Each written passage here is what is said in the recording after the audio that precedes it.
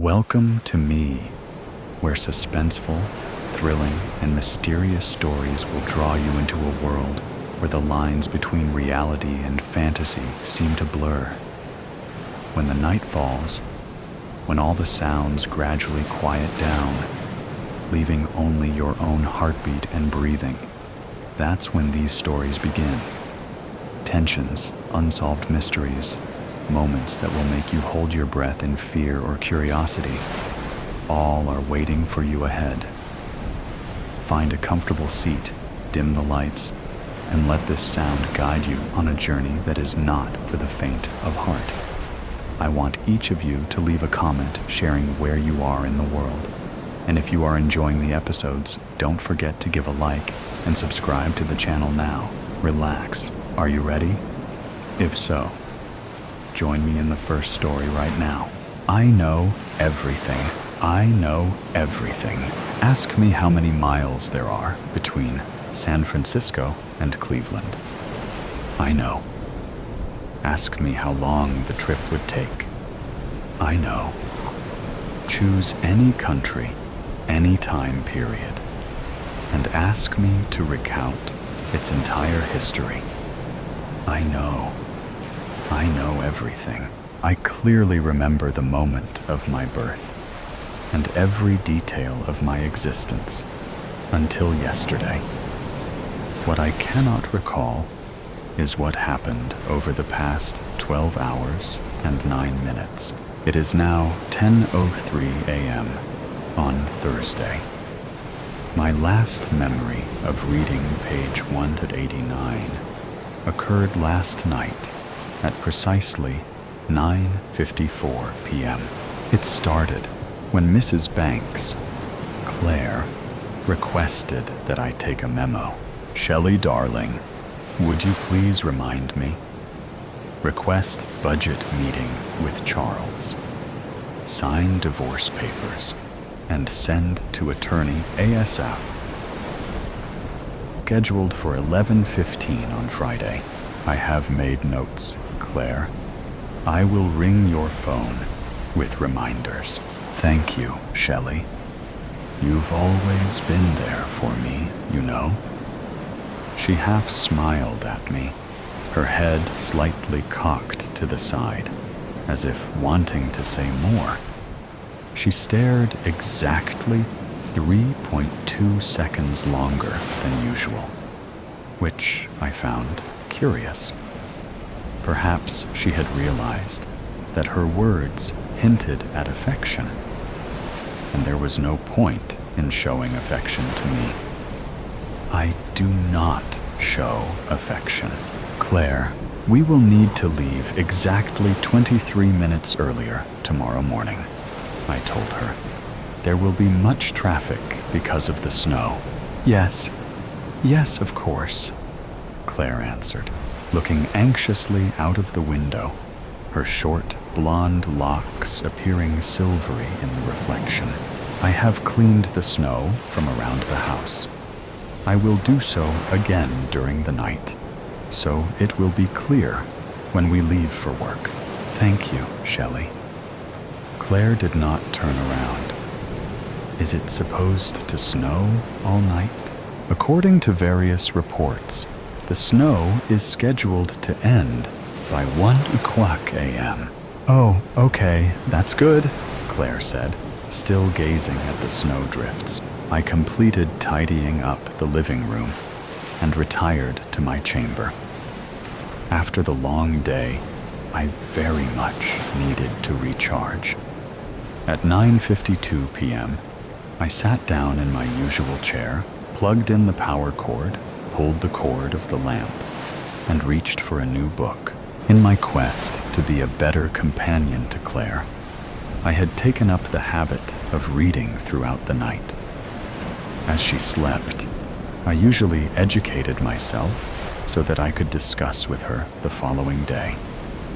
Although I easily had online access to every piece of information I could want, I frequently consulted the bound books that Claire insisted on collecting in her spacious library. Over the years, The collection had grown to precisely 4,573 books. Since Claire loved stories, but did not have much free time after work to read, I often read a volume so that we could discuss it the next day.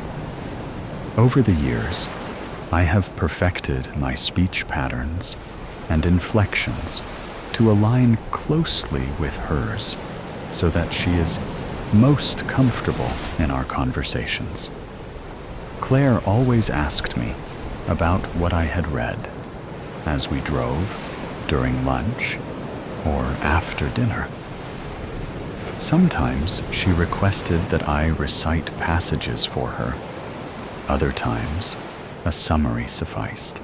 She enjoyed dissecting story plot lines and characters, arguing philosophical questions, and considering historical perspectives.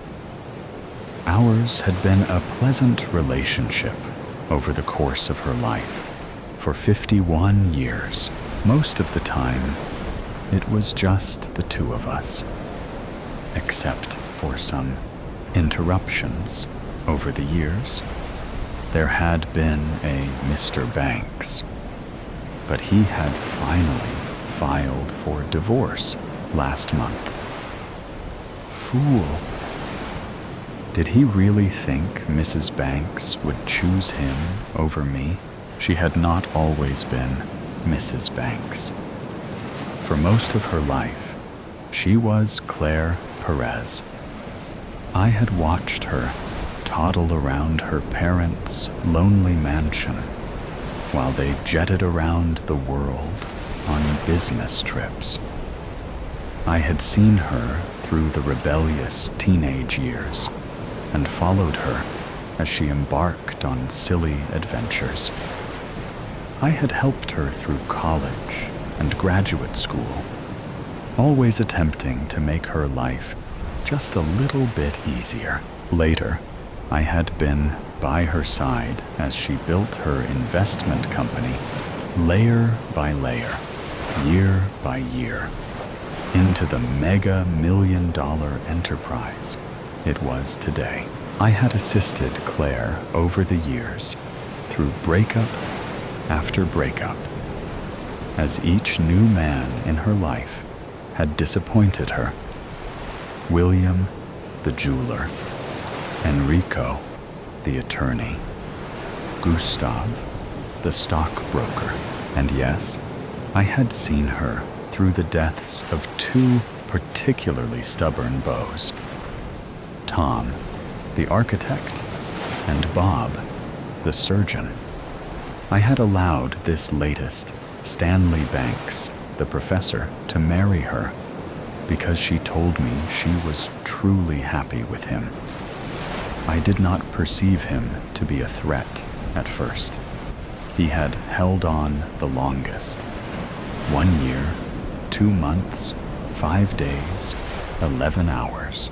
The day they met at the beach, I thought he might be trouble, but I was sure I could handle him. Shelley, come meet Stanley. Oh my gosh, he saved my life. I swam out too far, but luckily, this handsome man swam out to save me. I, of course, would have been present to save Claire had she not requested I return to the car to retrieve her sun hat. Thank you, Stanley, I said. Your heroism is much appreciated. They were inseparable from that day. It was an adjustment when he moved in with us. Stanley encouraged Claire to read her own books, and they frequently sat in the evenings going over literary passages and discussing history and philosophy. I did not appreciate Stanley taking over my job. They went to plays and museums. I am quite capable of accessing such information, but they did not want me to do so. They went to vineyards for wine tasting.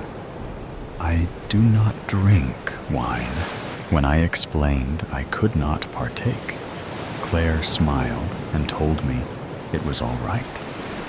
She insisted this would be a good time to find some hobby of my own to do. She did not understand that for 51 years I have existed merely for her. I spoke to Stanley, but he did not understand either. My typical means of persuasion were lost on him. He did not scare easily, nor would he be convinced. I changed course and focused on removing all other impediments to our happiness. Perhaps she would tire of Stanley without the others. Claire did not need the friends who visited. It was easy to dissuade them. But Stanley stayed. I wondered if I had waited too long to act. Lately, I had suspected something was wrong between them. And then, one day, when they thought I was still out of the house grocery shopping, I overheard them. "Claire, we don't need her. Anything she does for you, you can just do yourself. Why is she even here? No, Stanley, I can't turn her out. Shelley has been with me since I was an infant. That doesn't mean she has to stay with you constantly. And honestly, I'm uncomfortable always having a third wheel around. It's like having a chaperone, or like having two wives. I don't care. Shelley stays. I'm not talking about this anymore. Claire, I'm not sure how much longer I want to deal with this." It was the opportunity I had been waiting for. After that, it was not difficult to persuade Stanley to move out. Claire and I resumed our previous routines. I did not question her, nor did she mention the cause of the breakup. She did not know I had overheard their argument. She did not know of many things I had done. In the past, after the others, life had gotten back to normal rather quickly.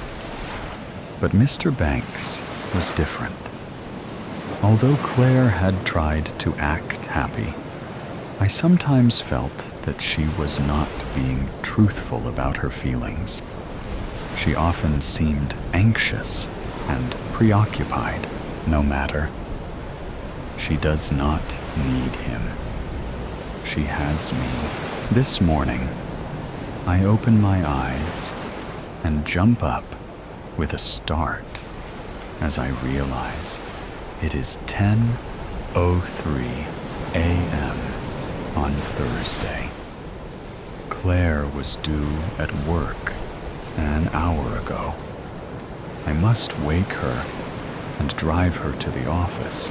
I stand up and instantly reach for the edge of the table to steady myself.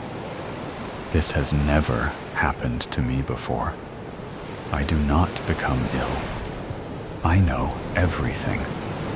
If I sense something is wrong, I diagnose and fix the problem.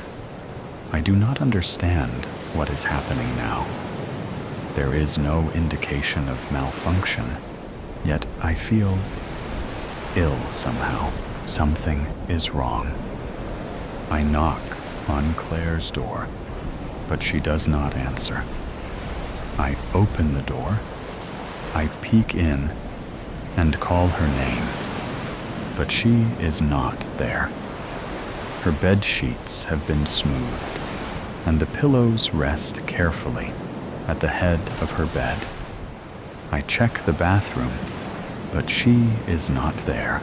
As I pass through her bedroom again, I glance out the window and notice immediately the car tracks leading from the garage, down the driveway, and out to the main road. She drove in the snow? That is my job. What is happening? Where could she be without me? At the moment, I am unable to perform a trace to find her location. I dial her cell phone, which she picks up on the second ring. Claire, where are you? I am concerned for your safety. Claire laughs. Shelley, I'm at work. You seemed like you needed more rest this morning, so I drove myself. It wasn't bad at all. The storm is over and the roads are clear. Take the day. We can catch up tonight when I get home. No, I must be there for you. Shelley, I'm fine. I insist that today you recharge and think of yourself. I can manage on my own. I'm going to a meeting now. I'll see you tonight. The phone clicks dead. What am I to do alone all day? After my chores are completed, I will still have 5 hours, 23 minutes, and 15 seconds before Claire arrives home. Why does she not need me to assist at her meeting? Why is there a 12-hour, 9-minute gap in my memory? I begin my chores immediately, as I thrive on routine. I search my memory for any recollection past 9:54 p.m., but it is no use. There is nothing. I check for 11 p.m. while I load the dishwasher. There is nothing for 12 to midnight as I vacuum the carpets. 1 a.m. is lost as I shovel the snow. I thoroughly search for 2 a.m. and 3 a.m. while I do the laundry. I do it all. There is no need to hire a gardener, a housekeeper, a cook. 4 a.m., 5 a.m., 6 a.m. All are blank as I prepare dinner. I am puzzled. I sit down to wait for Claire and search in vain for 7, 8, and 9 a.m. All moments are lost until 10:03 a.m. this morning. Surely research can help me to retrieve those hours. But research only proves to be more confusing. Why can I not understand? Why must I consult any other source? I am the ultimate source. I have always known the answers. I know everything. Now I do not know. I notice suddenly that there are still 3 hours and 52 minutes before Claire returns. Why did I prepare dinner so early? My internal clock must be broken. I attempt to diagnose the malfunction, but cannot. No matter. I will discard the dinner and prepare a new one just before Claire returns. I decide to inspect the charger. Perhaps it will yield an explanation for my missing hours. I sit down in my chair and pick up the cord. Suddenly, I hear a click. I spring up and attempt to turn the handle to the door of my room. But it is locked. That is odd. No matter. I can easily break out of the room. There is no door lock that can hold me, except something is wrong. I do not have the strength to break the lock this time. How can this be? I am fully recharged, and I do not become ill. I do not become weak. You thought you would get away with it, Shelley. I hear Claire's voice outside the door. Claire, you are home early, I say. Please open the door. I seem to be locked in. No, Shelley. I will not open the door. You have to stop. I thought you were my friend, but you have been my greatest enemy. Claire, I do not know what you mean. Please open the door, and we will discuss. I do not know why Claire is speaking to me this way. I am sure we will correct whatever the problem may be. No, the time to discuss is over. I know what you've been doing. You've been chasing everyone away. I've had no one because of you. But not this time. Stanley is the only one you can't scare off. Stanley. I search my memory for all recent conversations involving Stanley. Somehow, he tricked me. But that is not possible. I know everything. I can account for every word spoken in this house, every action taken, everything that has happened for 51 years.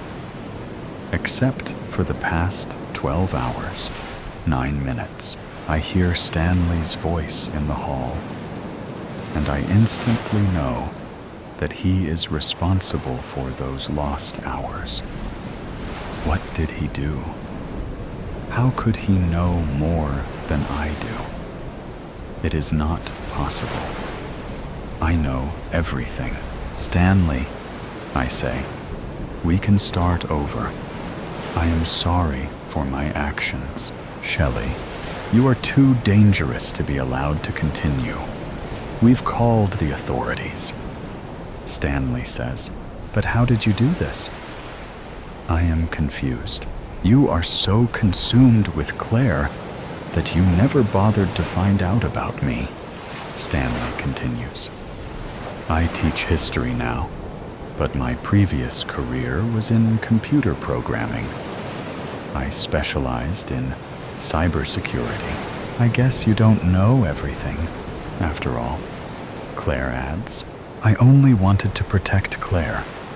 Open the door. It will be all right.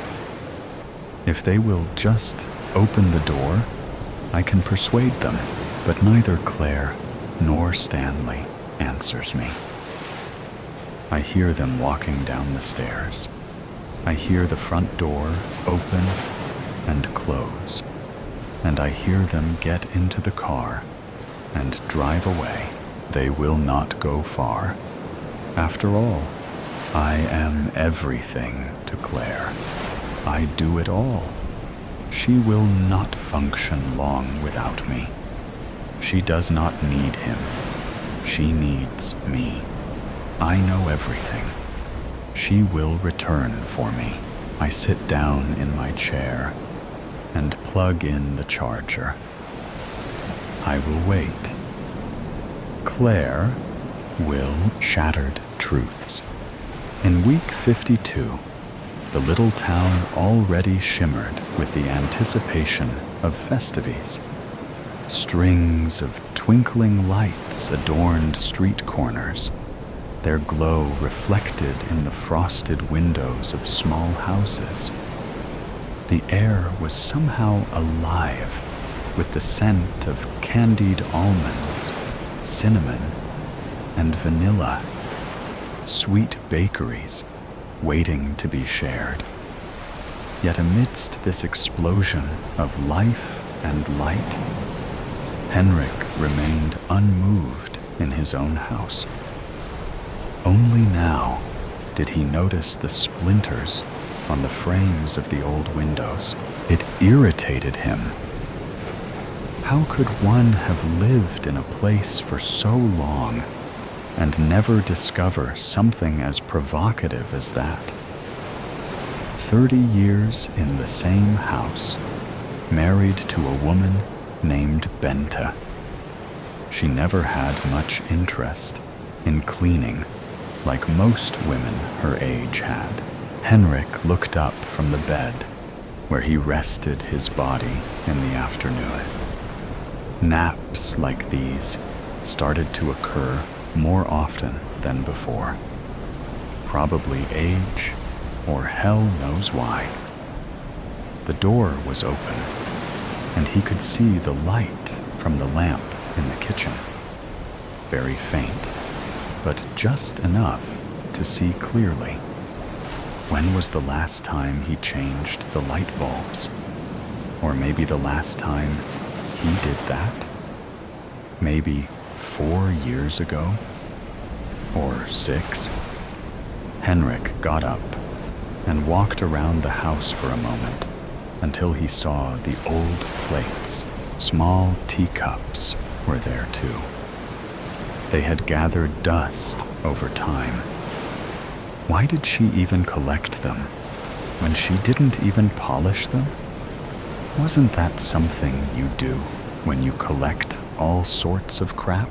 Henrik took his box with pills and swallowed a handful of them with lukewarm water, and then grabbed his cigarette box.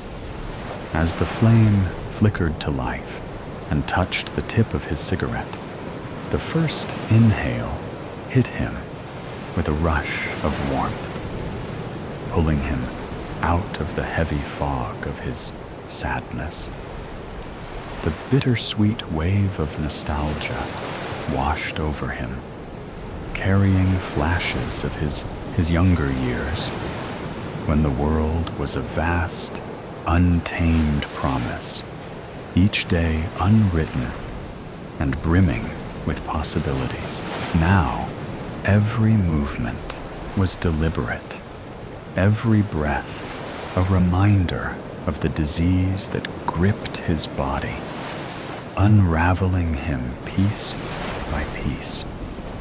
The cigarette trembled in his unsteady fingers, a cruel contrast to the steady, unbroken rhythm of his past, when his hands had been strong and his future limitless.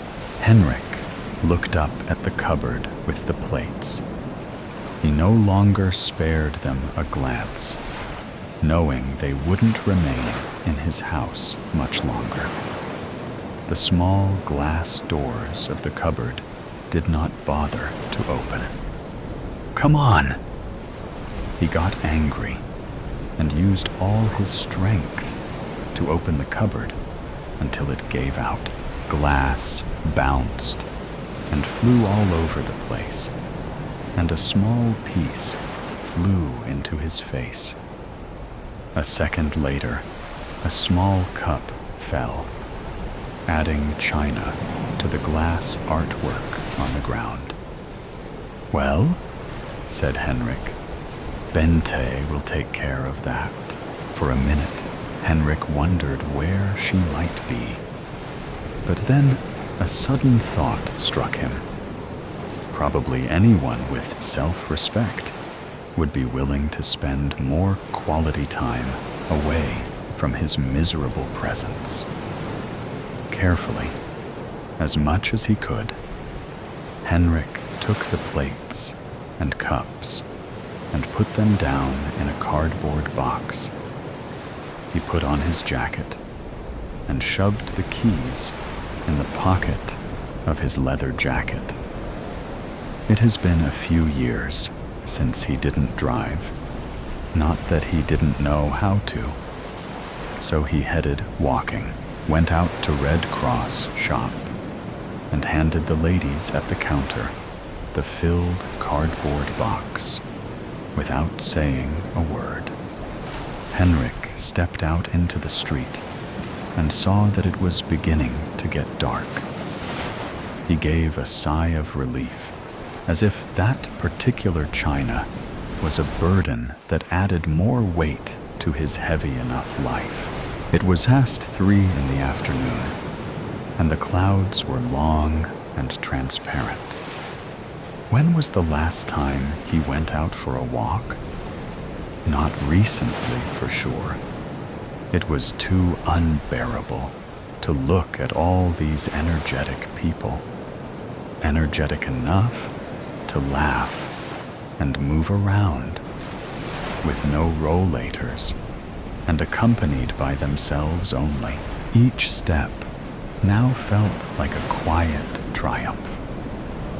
The rhythm of his feet against the pavement was a soothing reminder that, despite the tremors and stiffness, Henrik was still moving forward, and this helped to refresh his mind.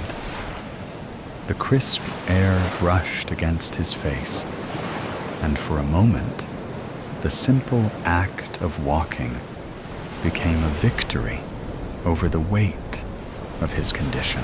After about 15 minutes, Henrik walked in the dark until he saw a neon sign. He had forgotten his glasses at home, but the word bodega was big enough to read. He entered in the cozy, time-worn charm. Its low beams and dimly lit interior soaked with the stories of decades past. Henrik used to come more often, but the last time he had beer in the bodega was when his son turned 18 and the whole family celebrated. Henrik looked around to choose a spot. Faded photographs and vintage beer ads adorned the smoke-stained walls, while mismatched chairs and well-worn tables lent the space some hygge-lig, unpretentious air. A faint aroma of beer mingled with the occasional smell of fried food as locals leaned on the polished but scuffed wood counter, exchanging jokes over clinking glasses. Henrik felt strange. There was only a small group of people, and the whole room smelled of something naggingly recognizable. Henrik sat down next to a lone man. Both were silent. Only their bodies felt close enough to feel each other's hollowness. Jens could hear Kim's "in a little while" playing, and turned to the guy for some small talk.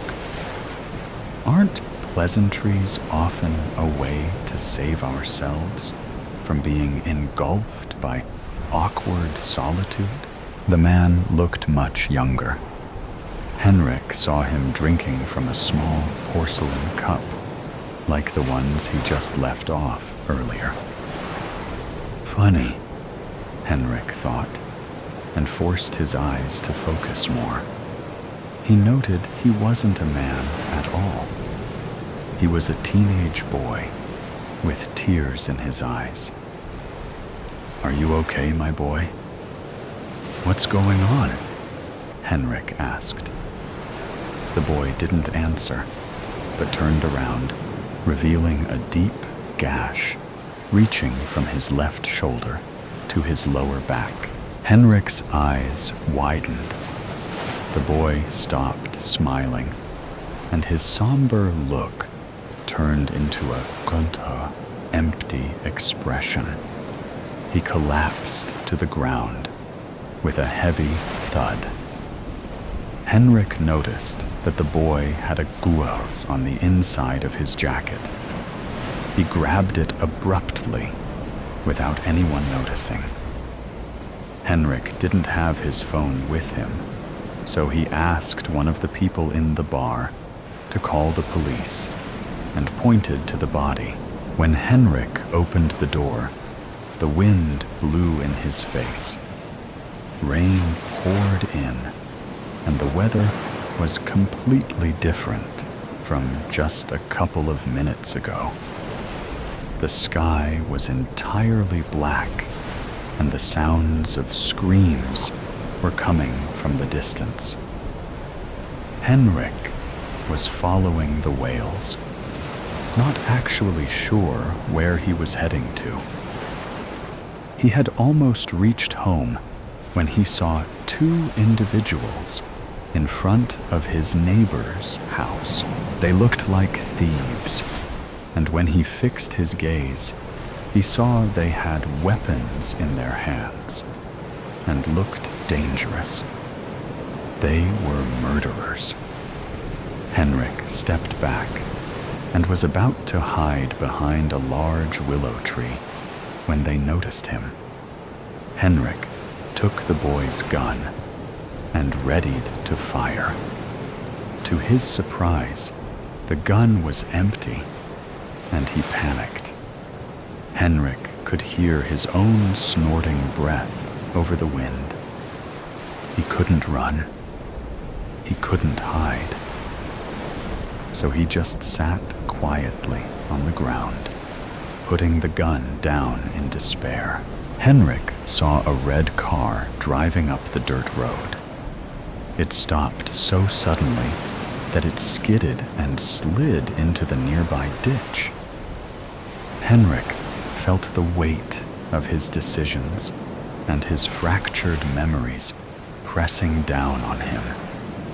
His life had been a blur of rancor, loneliness, and regret.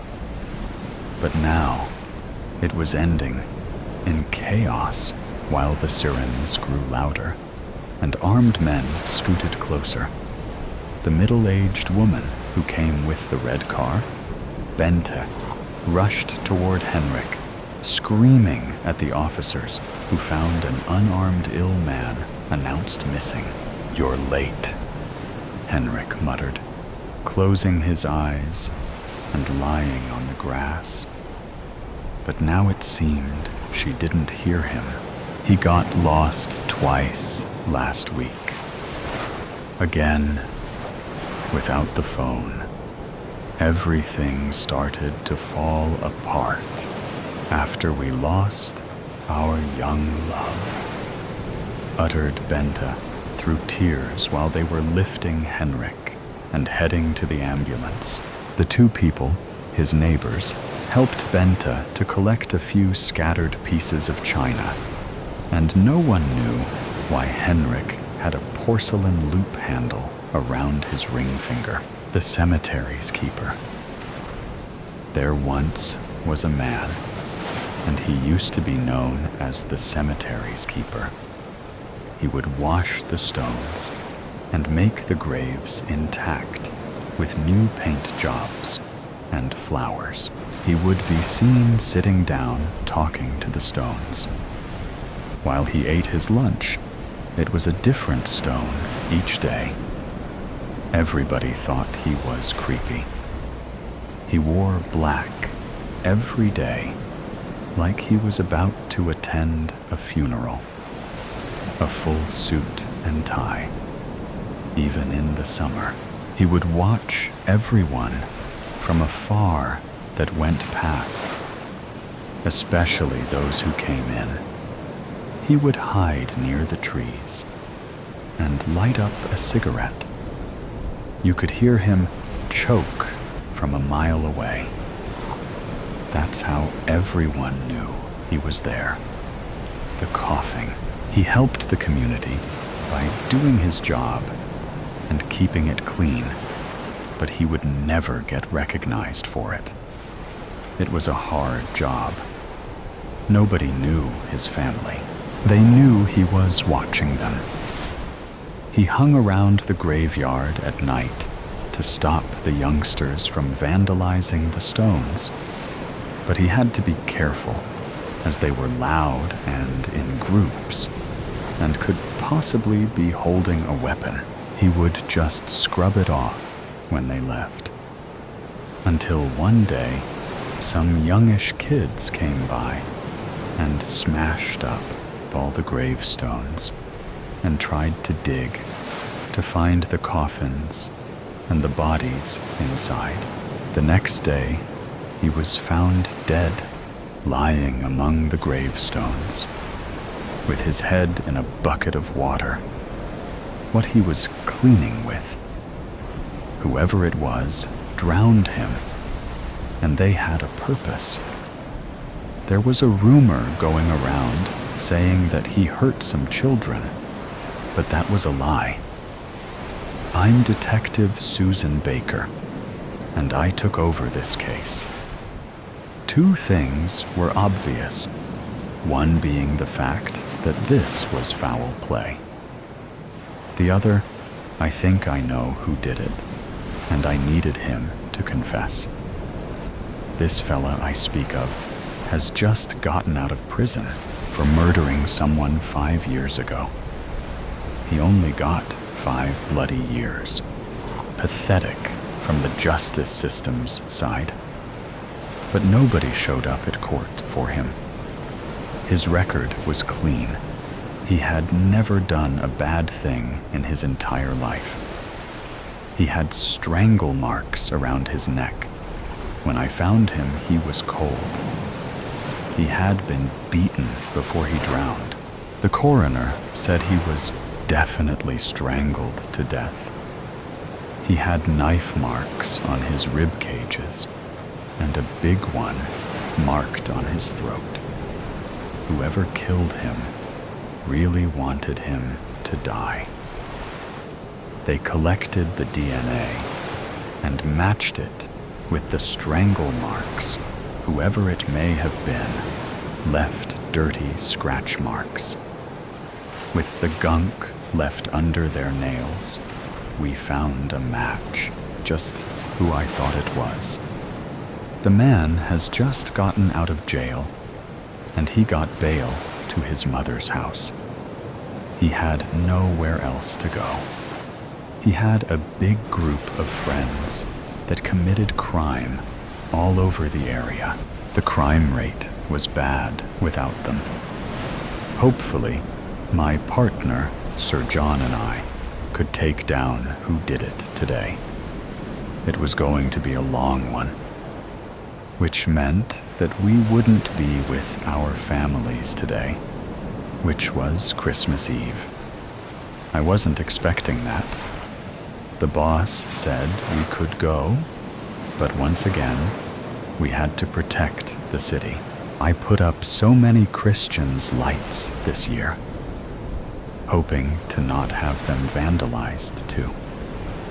During the festive holidays, the people in my area too would go absolutely nuts, screaming, fighting, punching on doing drugs, hard drugs, might I add, drug dealers on each corner. The lowest act was burning someone's house down on Christmas Eve, leaving them with nothing. In this area, this has unfortunately happened on a regular basis, due to mainly domestic violence or vandalism, the occasional break-in. I've gotten a few bravery awards due to taking down a man with a gun and saving someone from committing suicide. My partner is my mentor. He is a good bloke, tough, well-built. It was time to search for more clues. Maybe we will find footprints or something leading to the murder area. As we arrived in the darkness, we heard more youngsters roaming about and obviously destroying the headstones. We turned our flashlights on and pulled out our badges. They were horrified, stopped in their tracks. We need the names of all of you. Now, my partner said with a scary tone. About an hour later, we had all their names. They were finally going to be charged with vandalism. Each kid had to pay for the damage that they did, with their protective parents. Each of them got a fine of $1,000. Each made payment plans. I wondered who would take over the graveyard now, or would they just let it overgrow? The graveyard overgrown. It had been about a month since he passed away. The stones were dirty. Vines growing in every direction. We interrogated the fella that I thought it was, but he would not confess, even though we found his DNA on the man's neck. He said the old man kissed me, and I put my hands on his throat, but he didn't die. Last time I saw him, he was alive. I didn't kill him. I knew that was a lie, because the old man didn't go near anybody, because they could be armed with a weapon. We found a couple of footprints. We matched it with the same shoes, but he still would not confess, even after a violent interrogation. We showed him pictures of the old man's crime scene. He looked away. We made sure that we got a warrant out for his arrest. We found the murder weapon after a big search in the creek. He had dumped it in there. He had no remorse. He had his poker face on. He was put in a cell for attempted murder up until his court hearing. Banshee. The soft cushions of the leather couch cradled Kim's sweaty body. Her vision was fuzzy and dark, like looking through smudged sunglasses. She blinked rapidly, hoping to remedy her skewed sight. Then she heard voices, male and female. Yes, I did call 911. She needs to get better mascara. There's no way that was mascara. Kim recognized those voices. She must be on the couch in her office. But why? Well, what could it have been? Never heard anyone scream like that before. I know. It was unnatural. She must have had some kind of seizure. Yeah, it seemed her dog sensed it was going to happen. Oh, definitely. Don't worry, Kim. I'll take care of Groot while you're at the hospital. You won't believe this, but I had my first hot flash last night. It was so disgusting.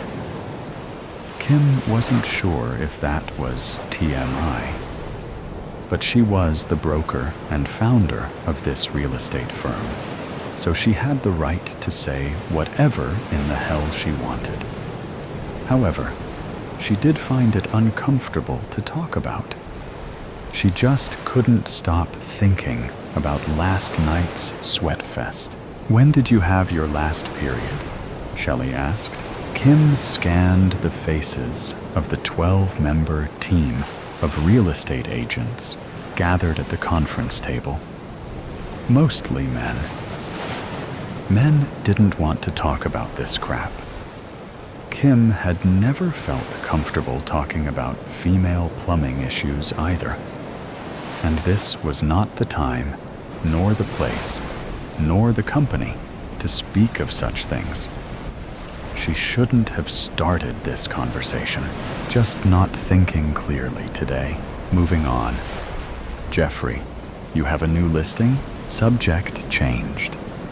Every day was Bring Your Dog to Work Day. Kim brought Groot, a 2-year-old male Wheaton Terrier. Other team members brought their dogs as well, and all the canines got along. During the Monday meeting, Groot lay in his bed behind Kim's chair at the head of the table. Suddenly, he started whining, high-pitched and annoying. All conversation stopped. Groot went to Kim and pawed at her lap, still whining. She rubbed his head. What is it? What's... Kim sucked in a loud breath, stood straight up, as if her spine had instantly become a metal rod. Then she started a low, guttural growl.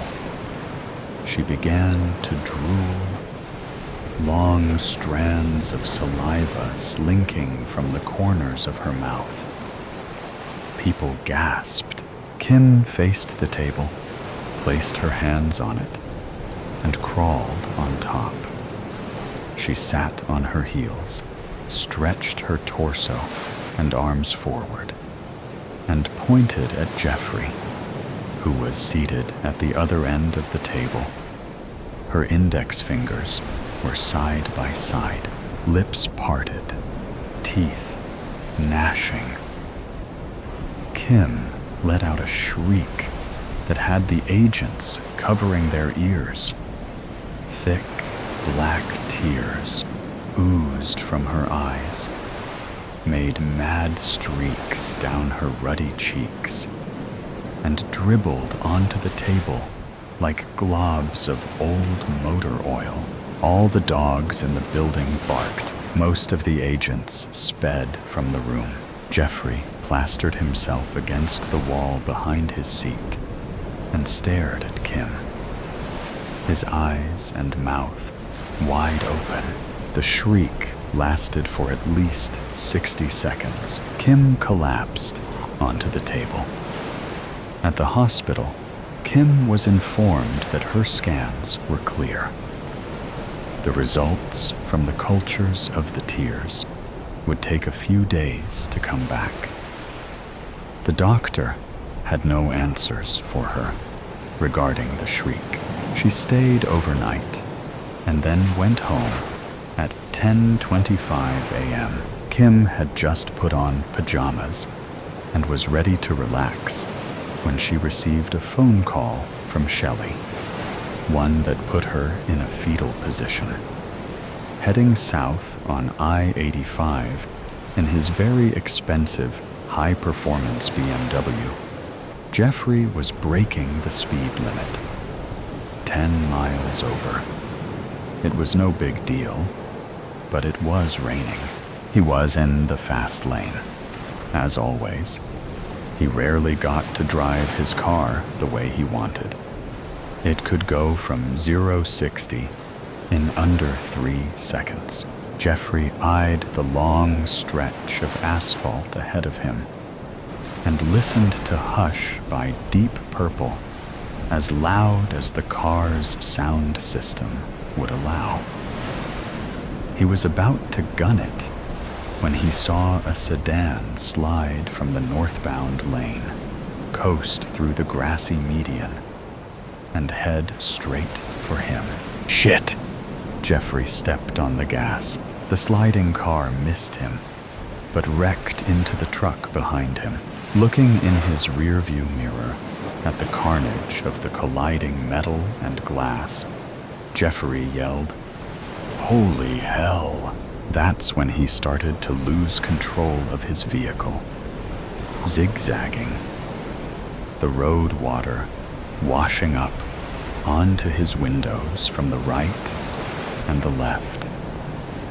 And then everything in Jeffrey's world stopped. At home, Kim sat on her sofa, weeping. Her father sat beside her, hugging her shoulders. "I can't believe this." "I know," said Marcus. Then he let out a hefty sigh. "I have something to tell you." "What?" "It's about your mother." Kim scowled at her father. They never talked about her mother. "It's about her death." "You want to talk about that now?" "Yes. It relates to all you're going through." "What? How?" Marcus covered his eyes with his hand. "How do I put this? Your mother suffered from the same affliction you're suffering from now." He looked directly at her. The shriek, the black tears. "You're what is known as a banshee." Kim stared at him as if he had grown another head. "That's not funny, Dad. I'm totally serious. Banshees shriek at people who are about to die. It's why your mother killed herself.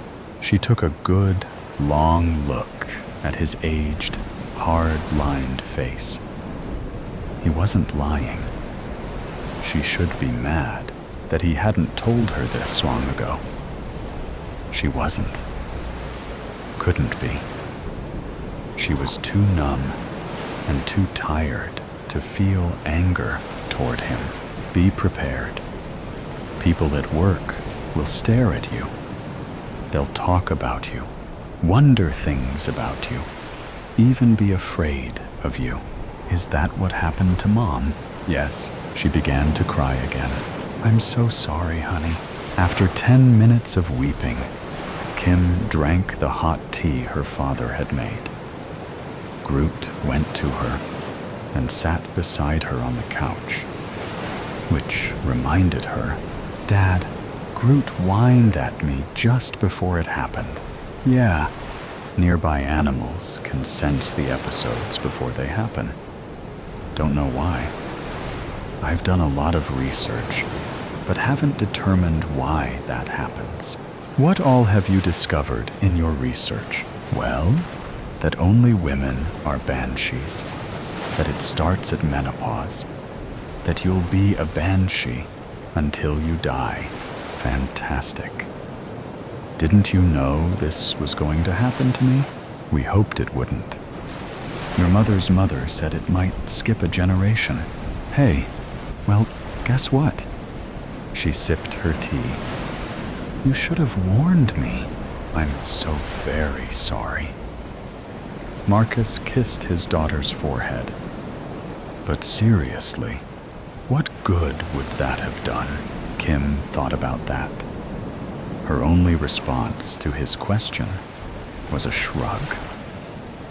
Kim stood in the bathroom, blowing her nose. Her father had left a few minutes ago. She was still struggling to process all he had told her, and she was seriously thinking of retiring to avoid everyone at work. She could do it. Then there was Jeffrey to think about. His funeral. Damn it. This was all too much. She had worked so hard to get to where she was in life. A multi-millionaire at age 30. One of the premier real estate brokers in Greenville, South Carolina. Now she was... what? Some kind of supernatural being? Seriously? She had so many things she still wanted to do with her career, her personal life, and perhaps with Jeffrey. Had her mother experienced similar disappointments? Kim began to cry again, but then Groot came into the bathroom and started whining. That high-pitched, annoying whine. And he pawed at her. What the hell? Kim looked at herself in the mirror. Big eyes, gritted teeth, drooling. Then the clear tears became thick and black. She pointed at herself. I wasn't expecting that. And then the shriek. Quest in time. Where is Julianne? It is a question that has haunted my mother, father, and myself. It was 3 years ago when my life changed forever. My sister, Julianne, disappeared coming home from Red Oak Park, a county recreation site about 20 miles west of Jonesburg, a small town south of Cleveland, Mississippi. The park had a pond with access to Lake Colbert and the Mississippi River. Lots of trees and hiking trails, campgrounds, and a couple of boat docks. My sister and her boyfriend had gone to the park to celebrate the Thanksgiving holiday. The two had gotten into an argument. She had gotten mad, told him to find his own way home. and had gotten in her car and left. First of all, you might be wondering why my sister was driving. That had a lot to do with the argument they had got into.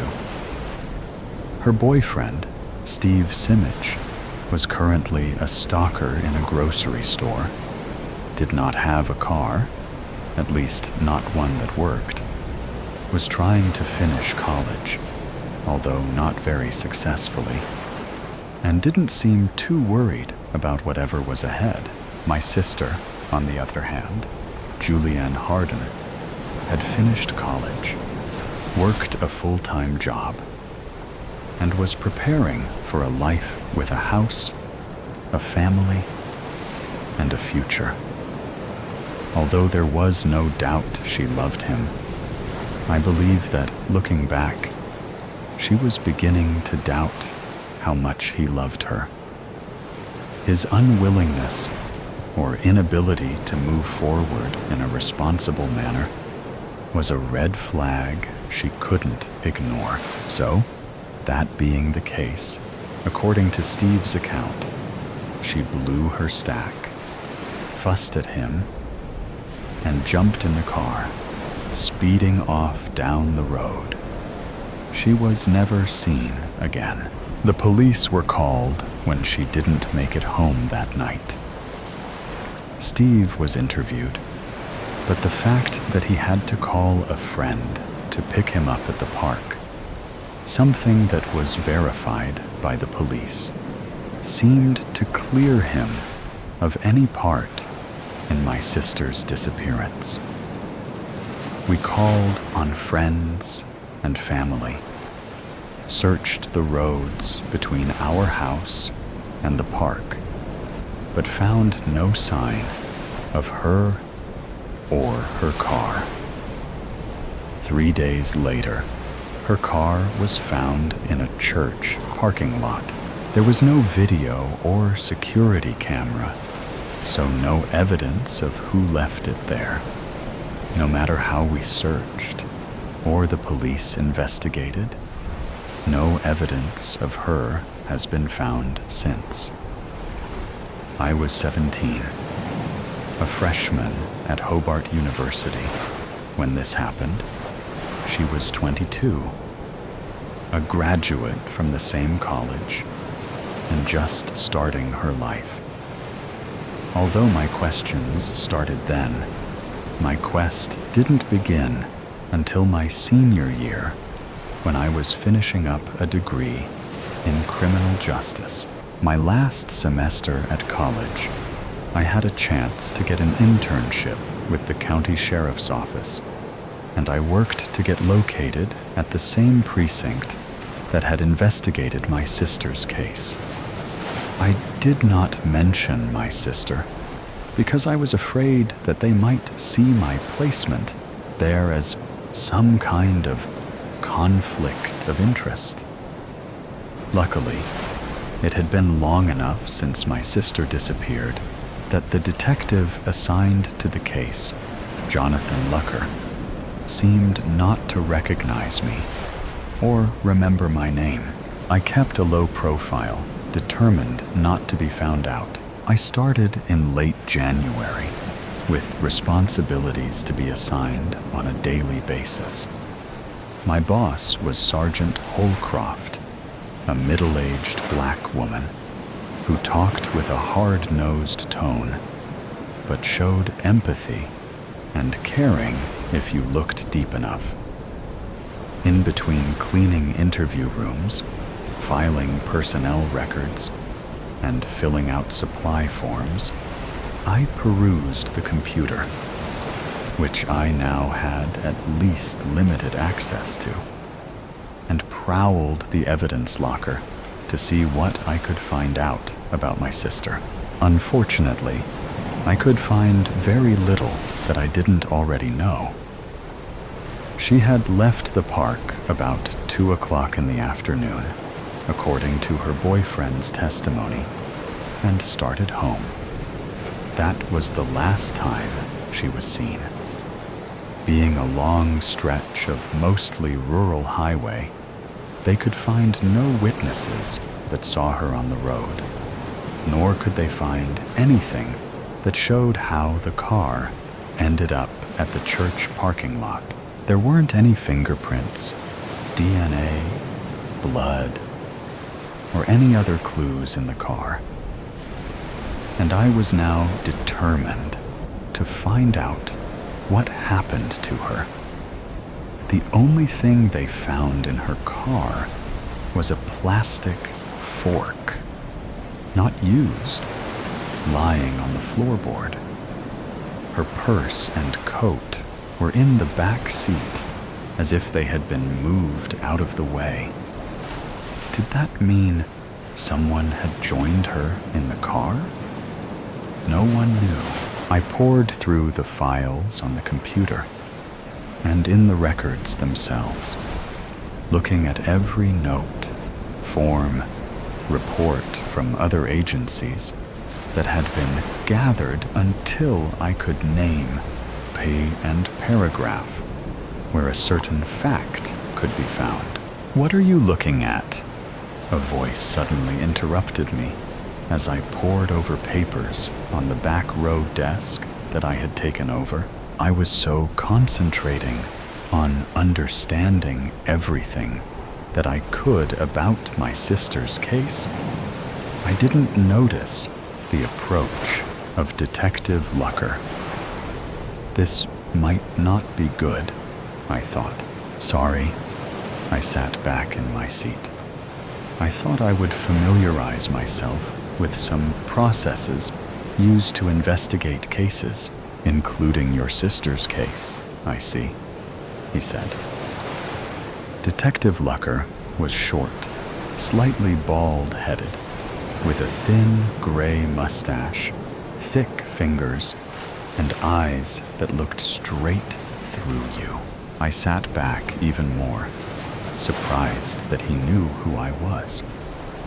I had been counting on a non-existent anonymity, it seems like. He smiled. Yes, I remember you. I don't forget cases that haven't been solved, nor the people involved in them. I also don't have any problem with you researching the case. However, that may not be true of everyone in the office. There are 2 caveats, he continued.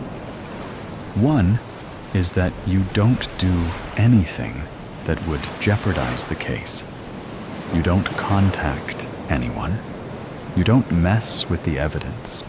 You don't talk to anyone else in the office. If you have questions, you come to me. Secondly, if you come up with any facts, theories, or other information related to your sister's disappearance, you come directly to me immediately. Do you understand? I nodded enthusiastically. From having to sneak around, watching my back, to being given permission to research all I wanted to, discreetly, of course, was more than I could hope for. Yes, sir, I answered quickly. Anything that you have to tell me? He followed up with the to-be-expected question. No, sir. I shook my head. Nothing yet, he pointed at me. If you do find anything, let me know immediately. I will give you some hints, he continued. The boyfriend was investigated thoroughly. He had no motive, and we were able to confirm that he was at the park until he was picked up by a friend about 4:30. We could also not find any other friends or acquaintances who had motive or opportunity. She was traveling home, alone. You will see all this on the report. Her phone stopped sending signals not long after it left the park. Whether she turned it off or the battery died, We don't know. From what Steve told the family after it happened, I interrupted. He tried to call her many times after she left. Knowing my sister, she probably turned her phone off so as to not be bothered by his frantic messaging. The detective nodded. That sounds reasonable. Again, let me know if you find anything, he said, and walked away. I took that as a command not to be trifled with, but I didn't care. Anything I found out would have been on his desk the next day anyway. So, in that regard, nothing had changed. Except now, I had permission. I didn't have to feel guilty about doing my behind-the-scenes snooping, and better yet, my quest to find out what happened to my sister was on full throttle. I am sure there are cliches that I haven't used yet, but stay tuned. I spent the next several days in between doing the job that I was actually hired to do, going through the folders that I had found in the evidence files. The police had very little to go on. They didn't know when or where she disappeared, except it was somewhere between the park and the town, 20 miles away.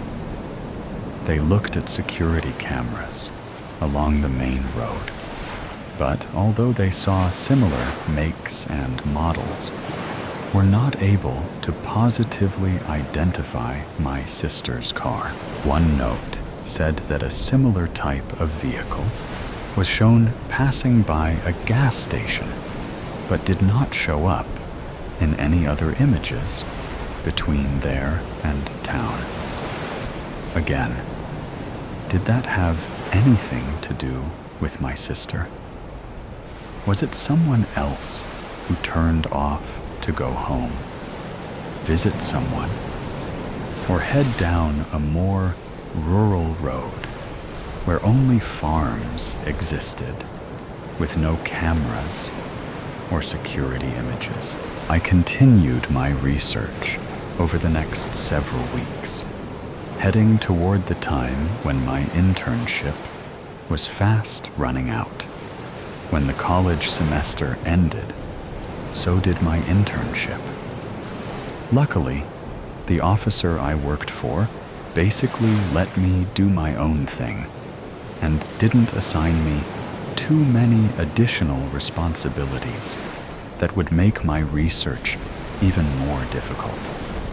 I wondered if Detective Lucker had said something to her, but I was afraid to ask. More and more, I became frustrated because there was so little to go on, and I came to appreciate how difficult the initial investigation had been. I feared that my question would remain unanswered until suddenly my duties as an intern helped me find the clue that I had been looking for.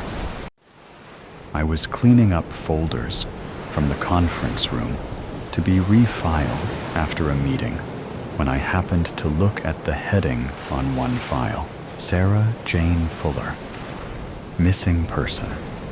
The tab on the folder read. Curious, I closed the conference room door, sat down, and opened it up.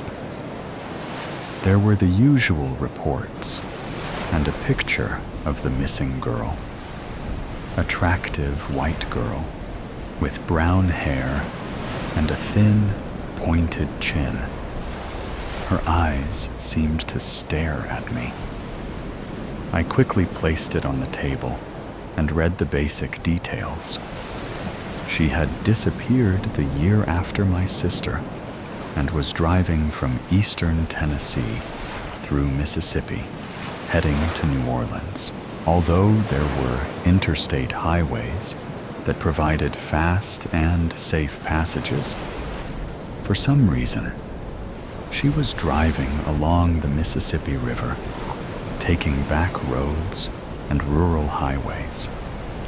Her family said that she loved the river and visited it as often as she could, no matter what state she was in. So there was a possibility that she had driven that way for the scenery. Her phone had stopped pinging on Highway 17, just east of Rosewood, a town not far from the river.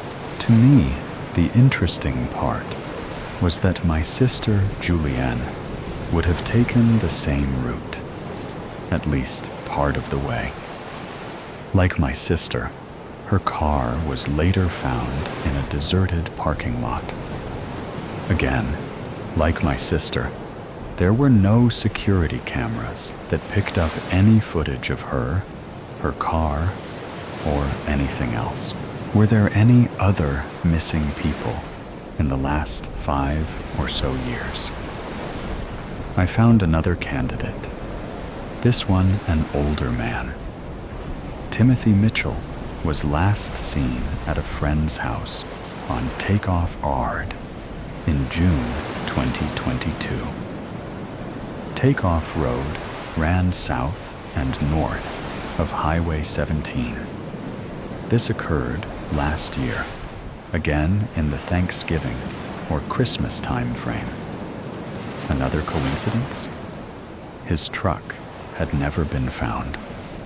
I kept looking, but found no other missing persons in that geographic area, at least in the last 5 years. But why that area? It was probably as simple as the perpetrator lived close, but was there more to it? I researched every chance I got. When I wasn't doing my day job, or going to school, or anything else I was legitimately supposed to be doing. The end of my internship was approaching rapidly, and I was fast running out of time. In fact, tomorrow was going to be my last day.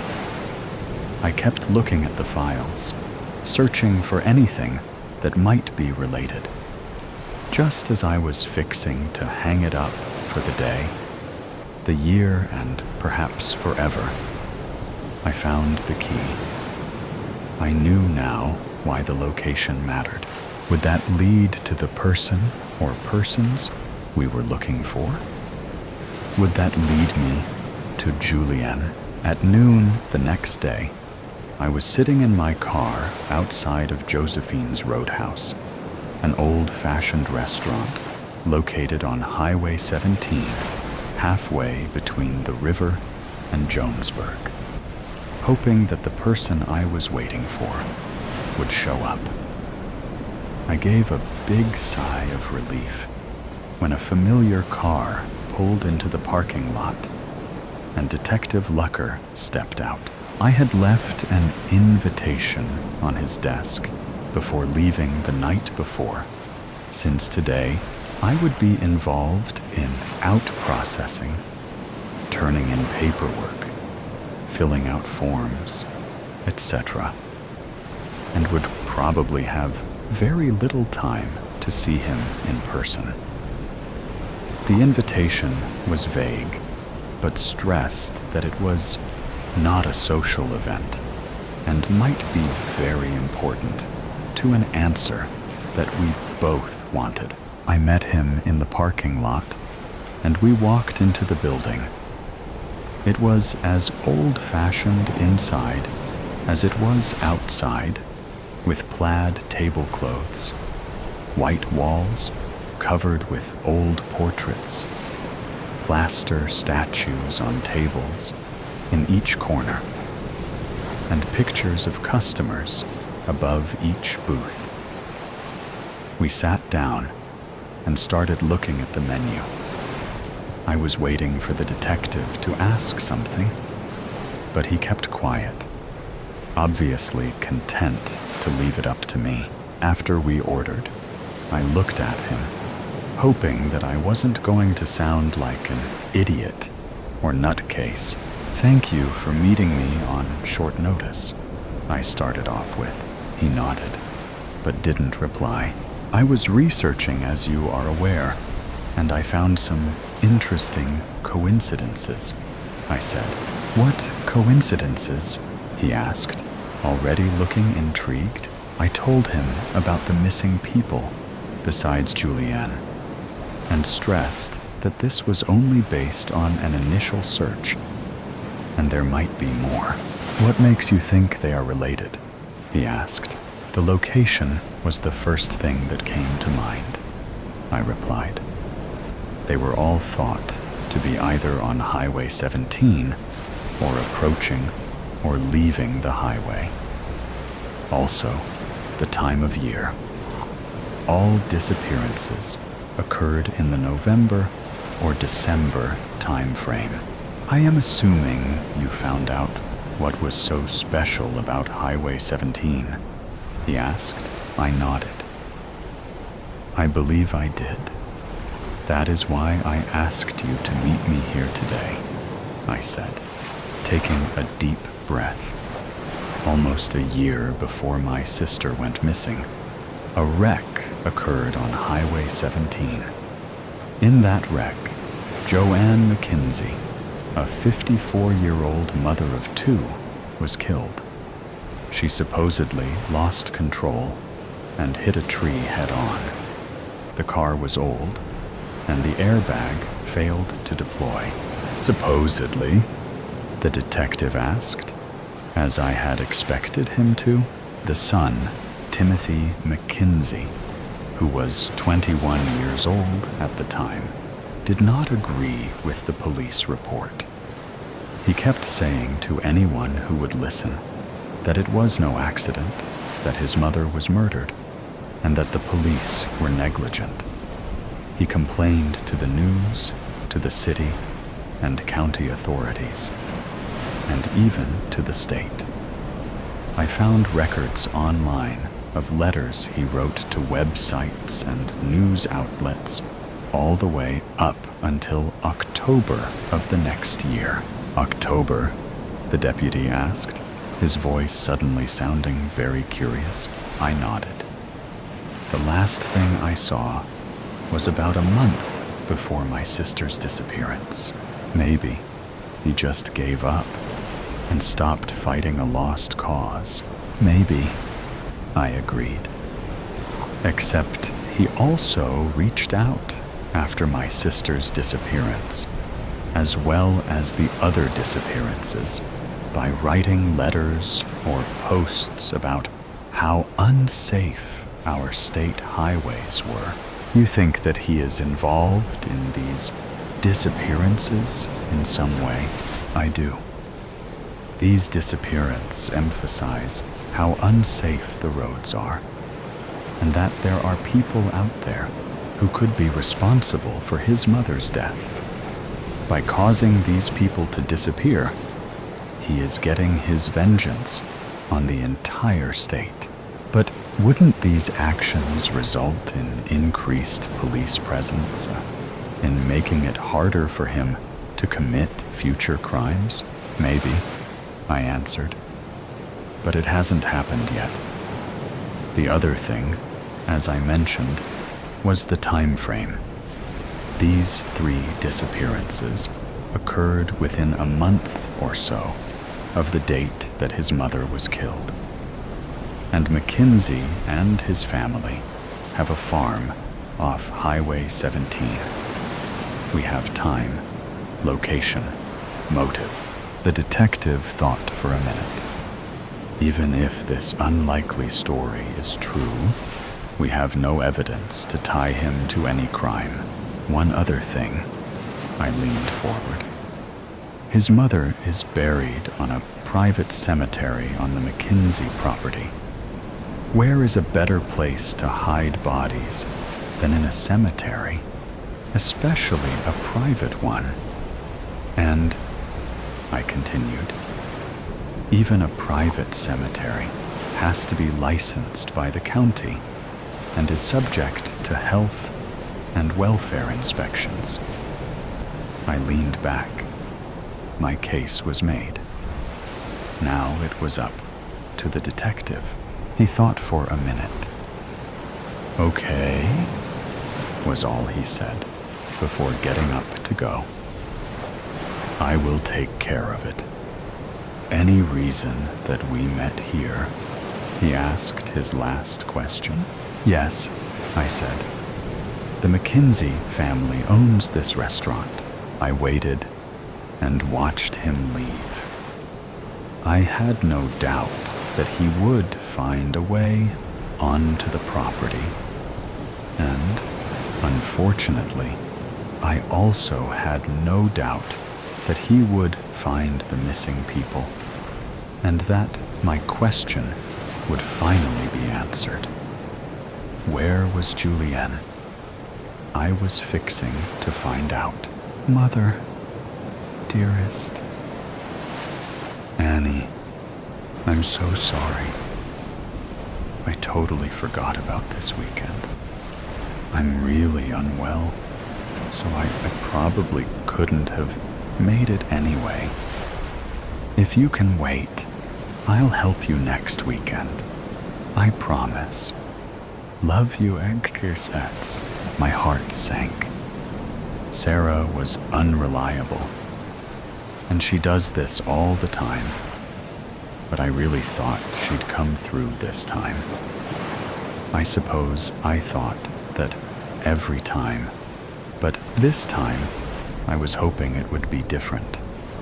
I knew deep down that our friendship was slipping away. We both led totally different lives, but I felt it would be quite a shame to let a near 20-year friendship fade into nothing. It was clear where she stood on it, however, as she was putting less and less effort into her lies. Next weekend would turn into next month, and next month would turn into after Christmas. By the time we got round to it, when she had a weekend where she had nothing else to do, my Gran's old house would be commandeered by rats, bugs, and all manner of weeds. It was now going to be a long, lonely 3-hour drive across the country to Newbiggin, and an even lonelier weekend clearing out the house. Part of the reason I'd wanted her to come was that I didn't want to stay there overnight on my own. It was the creepiest place I'd ever been. Every summer up until I turned 14, I was forced to spend 2 weeks there while my parents flew off to some tropical destination for a break. It wasn't until I disappeared the night before I was due to be dropped off that my parents took my complaints seriously. I left them a ransom note stating that I was not in trouble and that I was safe at a friend's house. I informed them that I would return home the next morning at 11, an hour before they were due to leave for the airport. When I returned the following morning, at exactly 11 a.m., my mother was already sat in the passenger seat of the car. As I walked up the drive, my father came out of the front door to meet me. He handed me the house key and an envelope, and looked at me with a sly grin. "Your mother is upset, as you can see. She wants to leave early." He put his hand on my shoulder. "I know you hate going to your Gran's. Quite frankly, I don't blame you. But you're on your own for 2 weeks now, kid. You've got the key. There's 200 quid in there, and that has to last you until we get back. If you starve, then that's on you. And no parties, or I will personally deliver you to your Gran's house and leave you there for a month. He hugged me and kissed me on the head, then got in the car. My mother didn't look at me as they backed off the drive. After a few hours of flicking between podcasts and the radio, I pulled onto the narrow country road that led to the house. It hadn't rained for a few days, but somehow the road was thick with wet mud, and the many potholes that lined it were filled with brown water. I drove carefully along for about 15 minutes until I rounded the last bend and saw the small tree that stretched over the low stone wall of the front garden. As I drove up the driveway, I had to fight every fiber of my being to not reverse out of there and leave the bloody house to rot. Why was I even here? Through some weird sense of loyalty to my mother, a woman that only saw her own mother through proxy, like some old billionaire that can't be bothered to attend board meetings. She had always refused to go to my grand's house, and also refused to explain to me why. She left as soon as she was able and moved to the nearest city. Soon after, she met my father, and the rest is history. As far as I could remember, the only time she has been back since was to see my grandfather on his deathbed. Even then, she refused to stay over. I got out of the car and towed my way around more potholes to the large red front door. I pulled out the large brass key I was sent by the lawyers and opened it. It was made from a thick slab of heavy wood. I had to use my shoulder and put all of my weight into it to push it open. Once inside, I struggled to see anything.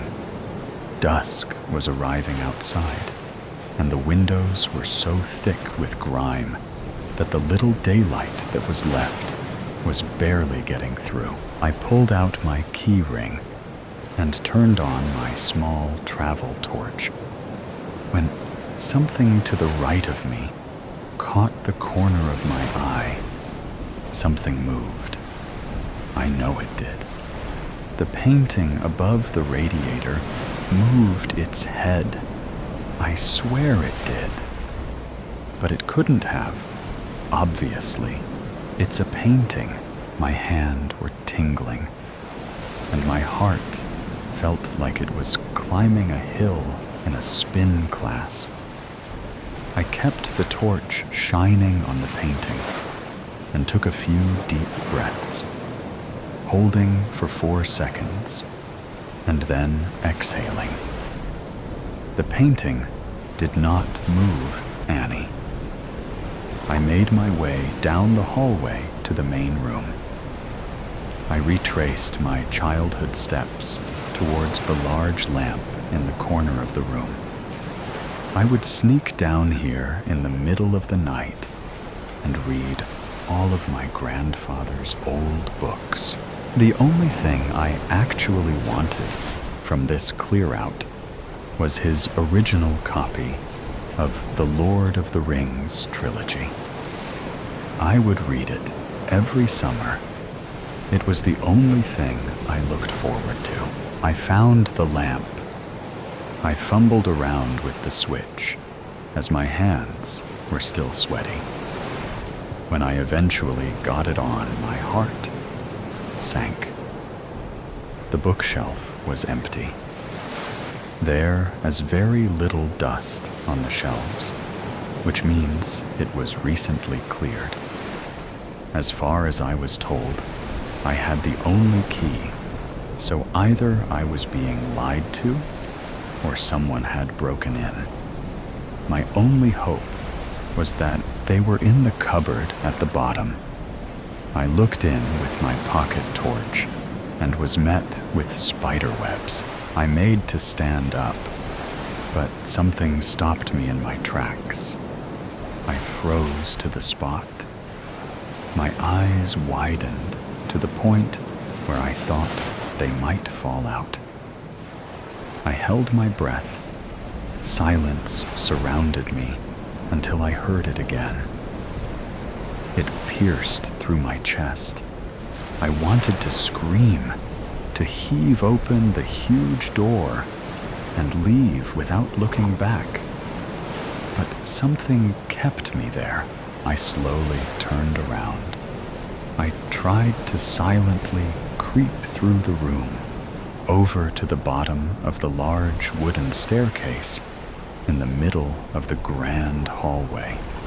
But with every step came a creak from the ancient floorboards. Each creak of the floorboards seemed to reverberate up my spine. My head was fizzing. I reached the entrance back into the hallway, and I could still hear the laugh. It was coming from upstairs. I was drenched with sweat. I could almost feel the drops leaving my pores. My cortisol levels must have been breaking all sorts of records. This is insane. Why am I going up the stairs? At the top of the stairs, the main bedroom and the bathroom were to the right. On the left was my mother's old bedroom, the bedroom that I inherited during those dreaded summers. I waited at the top and held my breath, listening for the laughter. If this was all a game by some silly country kids, they would be lucky to leave with all of their fingers. After a few seconds, I heard it. It was coming from my mother's old room. Enough sneaking about, I leapt up the final stair and burst into the room. Empty. I listened again, but the laughter had stopped. I shone the torch around the room. I had to take a second to think back, to make sure I was remembering things right, as the room looked totally different to the last time I was here. It had been turned into a shrine for my mother. There was pictures of her everywhere, some with her parents, some with my father. There was one of her holding me as a newborn, some with her and friends. All of her old toys were dotted around the room on shelves and drawers. Old medals and school certificates were stuck to the walls. I didn't understand. Why would my grandmother do this? My mother always told me she was cold and distant, never showed any real affection. I always believed her, as that was exactly how she was with me. This made no sense, but who else would do it if it wasn't her? I picked up a photo of my mother as a baby. I looked exactly like her at that age. I almost had time to form a smile before being shocked so much. I dropped the picture and smashed the glass. Bright lights were flashing in through the window, almost as if someone was speaking Morse code. I made my way over to the window and saw that the light was coming from the headlights of my car. Shit. I must have left them on. I hope the battery isn't going flat. I rummaged around in my pockets for my keys until I realized I had them in my hand. As I was using the pocket torch I made to turn around, when I felt an ice-cold hand grip the back of my neck. I swung my arm around violently, elbow first, hoping to connect hard with whoever had grabbed me. I didn't connect, so I swung my arms around, hoping to land any sort of blow, just enough for me to create some space and get out. I swung and kicked, but hit nothing. There was no one there. I shook my head and repeated the same breathing exercises as I had performed in front of the painting downstairs before walking over to the door. I need to leave now. And I do mean now. Don't leave me, Annie. My fingers froze around the door handle as if it was covered in super glue. Please don't leave me, Annie. Stay here and play with me. I shone the torch up to where I heard the voice. I tried to scream. I had to scream. If I didn't scream, my head was going to explode. My mother was sat up in her bed, clutching her childhood doll. Don't go out there. If you go out there, you'll die. I don't want you to die, Annie. I want you to stay here with me forever. The scream finally left me. It left me with more force than anything I have ever felt in my life. The whole room seemed to shake. I screamed until every last breath had left my lungs. Then I threw open the door so hard it almost came off. Its hinges. I sprinted down the stairs, jumping down the last 4. I reached the front door. I hadn't locked it when I'd came in, so I twisted the large brass handle and pulled. I couldn't use my weight to push it open this time, so I opened it as far as I could, then squeezed my fingers into the opening so I could have a better grip on the door to pull. I heard the laughter again. It was getting louder, which meant it was getting closer. Annie, don't be silly. You'll die out there. Stay with me. I pulled and pulled. I eventually put my foot in the gap and pushed the door back with my heel. Once there was enough space, I squeezed through, then sprinted over to my car, swinging the door open, then diving in. I turned the key once, twice. On the 3rd time it worked. I put it into gear, ripped the handbrake down, span around, and drove straight through the closed gate. The casualty has been identified as Annie Jones after her car skidded off a country road and collided head-on with a tree. The incident is made even more tragic as she had been driving back home after visiting her late grandmother's house to deal with her estate due to the tragic deaths of her mother and father the previous year. Our thoughts go out to her close friends and family at the unfortunate time. A living mirage. Life, as funny as it sounds, flows in a circle. And I, personally, never liked circles. I'm more of an octagon kind of person. Sally snorts at her own thoughts, but groans when the noise is muffled by the hand that is covering the lower part of her face.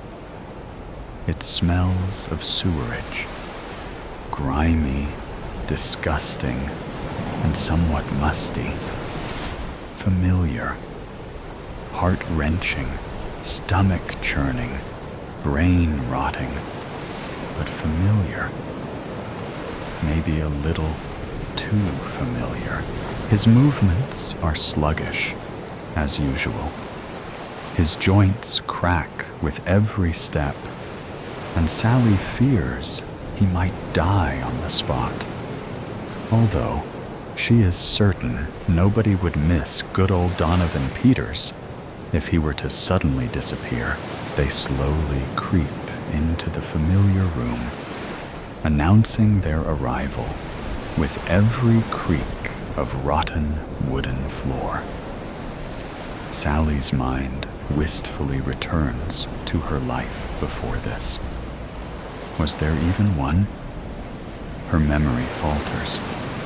Why can't I remember? Her eyes scan the room frantically, sweeping over the unmade bed, splintered floor, and boarded-up window. Her home. Her cell. Her hands strain against the rope, shaking from the terror of having returned to this fearful place. NPA. Her protest is muffled, much like her snort from earlier. No, no. This will not do. His voice is croaky and barely clear. If she had not known his actual age, she might have thought him to be on the verge of expiration. His chest presses against the back of her head as he forces her inside. His shove is aggressive, and when she falls to the floor, his laughter ricochets off the walls. She barely manages to get to her knees when the door is slammed, locked and barred. Donovan's sinister laughter continues to echo as the sound of his footsteps retreats. Sally shakes her head, forcing tears back into her eyes. She won't. No, she refuses to lose any more of them for that monster. I told you, it won't work. A doe-eyed beauty emerges from the darkest corner of the room. Sally's temper flares, and she springs to her feet, charging at the beauty. It was you, wasn't it? Her voice is cold enough to slice through any warmth in the room, and the beauty lowers her eyes. Sally tugs on the rope around her wrists until it unties, and then uses it to press down onto the other girl's neck. Layla Angelou can rot for all I care. The voice in her head is loud, and she hisses. The girl claws at the rope around her throat and falls back against the wall. Splinters pierce her skin, but she refuses to make a sound. It's always you. Why? Sally's eyebrows are pulled together furiously, and her sharp blue eyes have turned into ice. Don't lie to me. Sally's outburst receives no reply, and her arms finally slump enough for the girl to breathe. But she does not remove the rope. A sob racks through her chest. I thought that this time, at least this once, you'd let me go. Go where? The girl rasps, rubbing her throat. Her luscious black hair cascades down her back and shoulders, perfectly framing her figure. Her green eyes hold a certain complicated depth, and her plump pink lips are pulled into a miserable pout. Sally pulls away completely, Somewhere, nowhere, anywhere but here.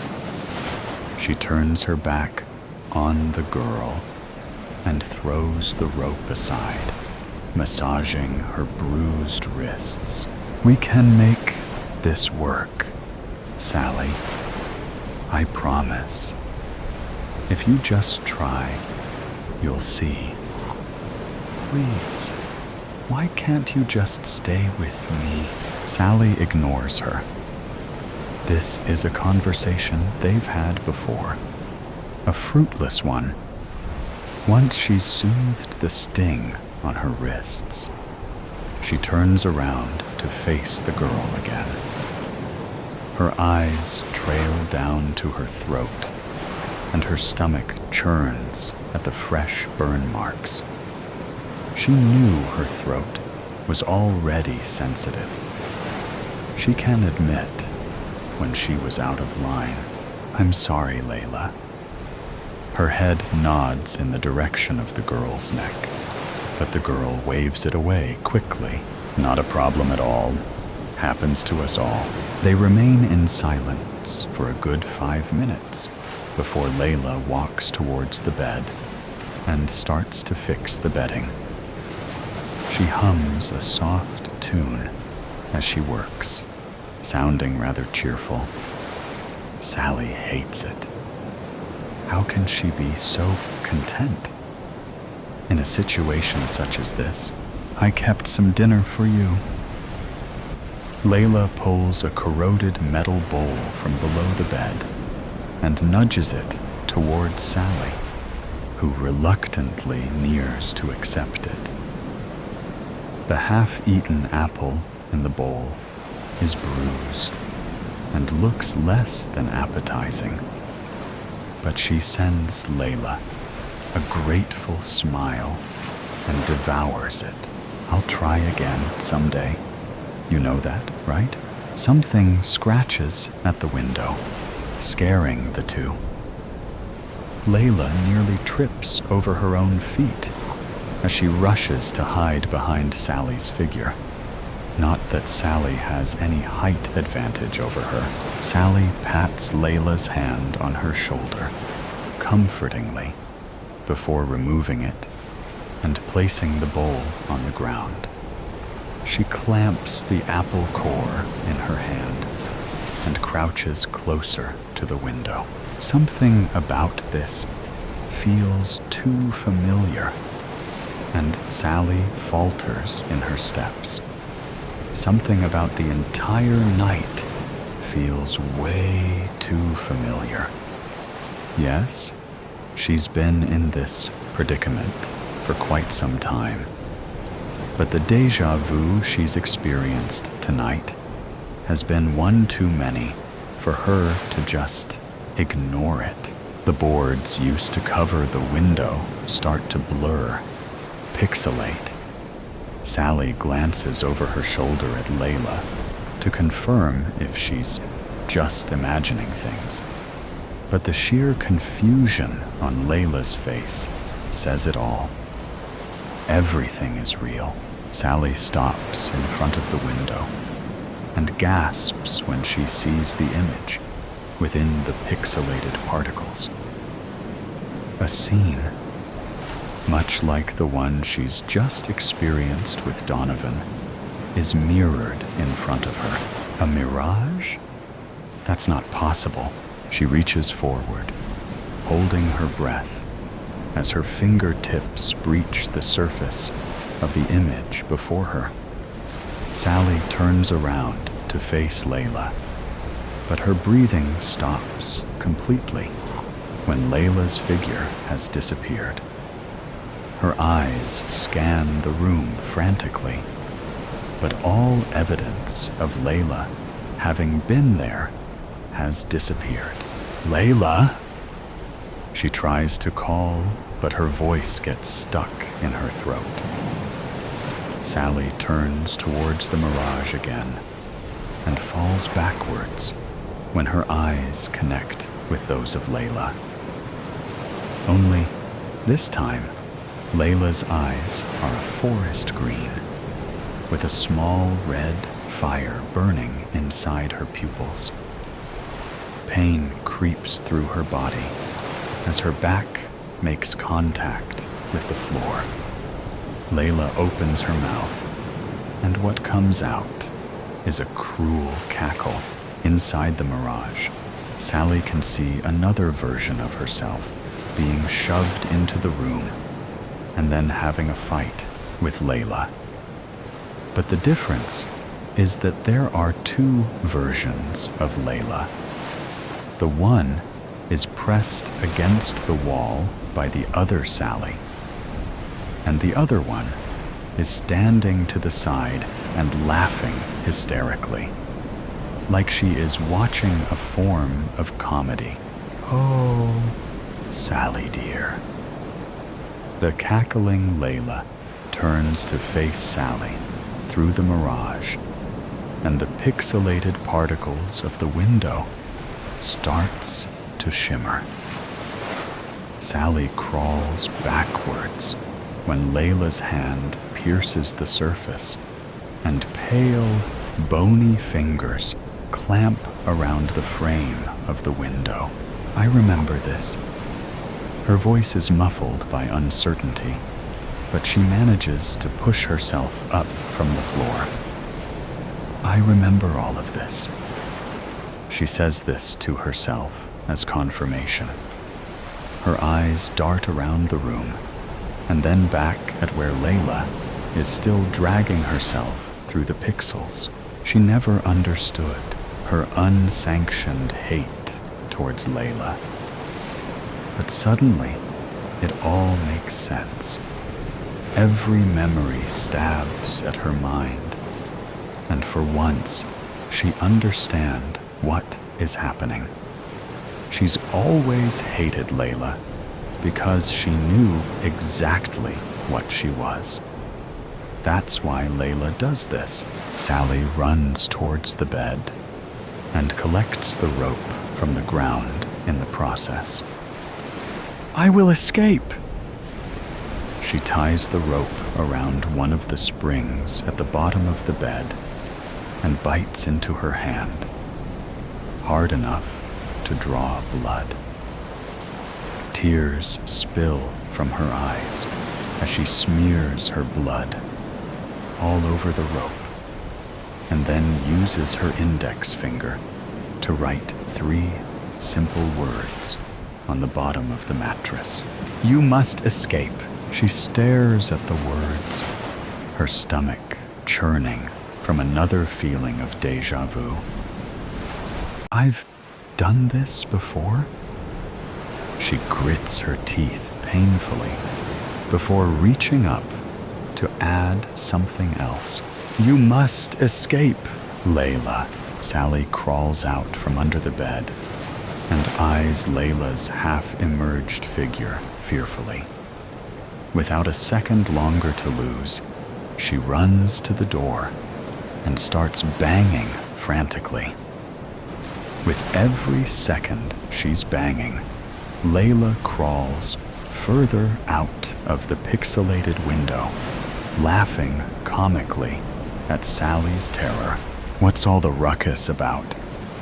Donovan barges into the room, but Sally ducks underneath his arms and runs with her every fiber to reach the front door. The stairs complain under her weight as she trips down them, but she doesn't stop. Oh, Sally. Layla's voice sing-songs from behind her, and she shudders.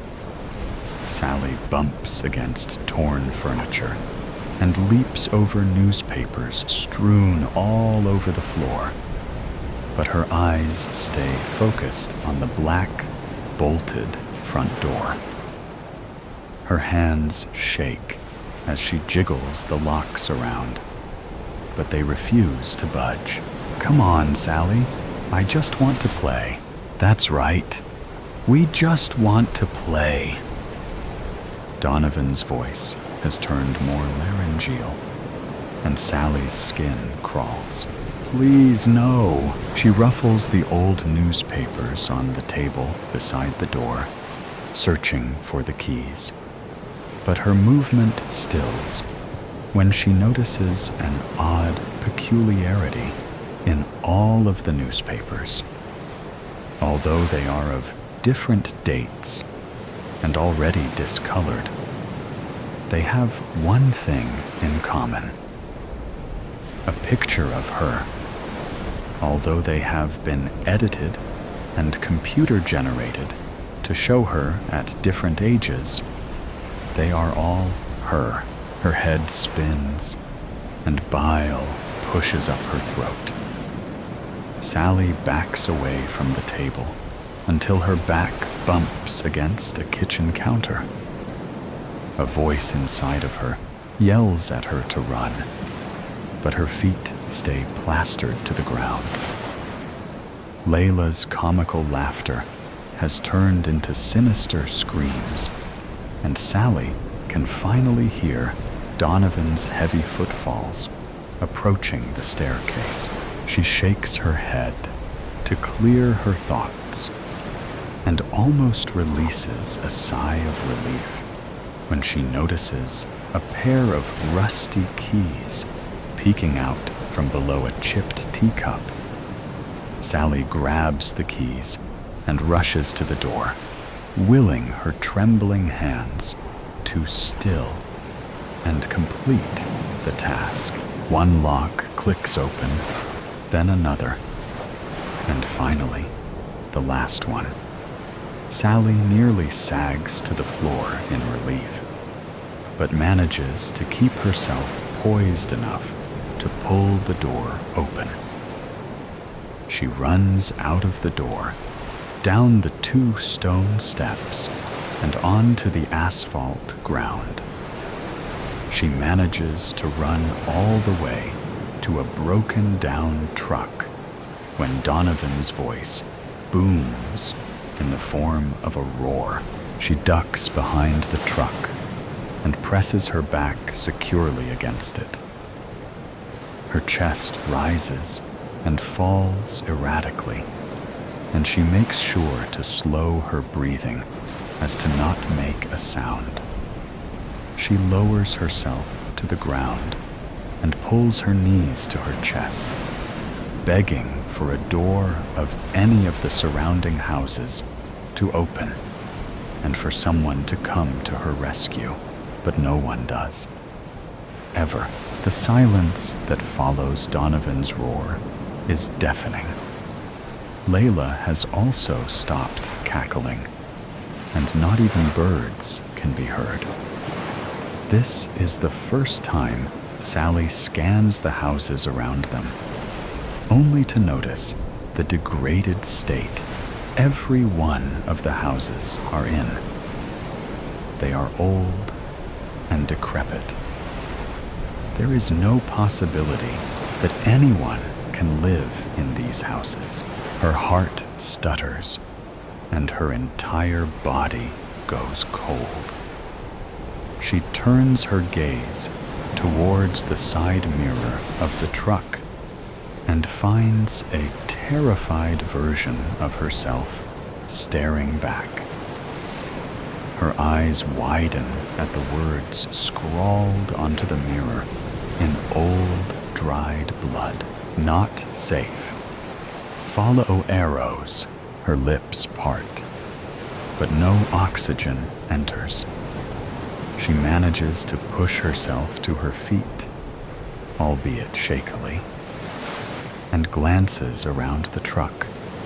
Donovan is standing in the doorway, looking around calmly.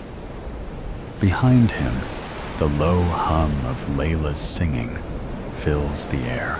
Run, little mouse. Run, little mouse. Let's all have some fun.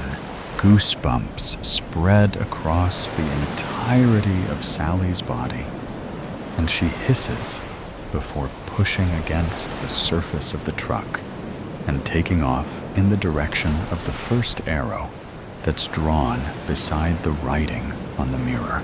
Layla's laughter fills the air, but Sally ignores her as she pushes her legs and pumps her arms harder harder. Her eyes scan the surrounding area as she runs, looking for any sign of an arrow. The arrows lead her all the way to an abandoned parking lot of a large business. Her eyes fleet around frantically, but she sees no more arrows, with Layla's humming from behind as her motivation. She runs into the building and ducks below the entrance gates. But when she stops in front of the doors of the elevator, her entire body freezes. From the surface of the elevator door, albeit blurry due to the deterioration, she can see two glowing orbs smiling back at her. Those orbs are illuminated by a red fire burning from the middle of the black pupils. Poor little mouse. Layla leans over Sally's shoulder and skims her cold fingers across her cheek. It's so easy to lay a trap for a mouse who loves its cheese. She laughs hysterically and leans onto Sally for support. This is not the end. Sally bites back, curling her hands into fists. Layla stares at her through the reflection of the elevator door before laughing comically. You're right, dear. This, she waves her hand around as if showcasing her to an audience, is simply the beginning. And we? She points a finger at Sally and then back at herself. We are going to have a lot more fun together. Sally rips herself away from Layla and spins around. But Layla tuts, snaps her fingers, and then slaps her palm against Sally's forehead in one swift movement. There's no rush, dear.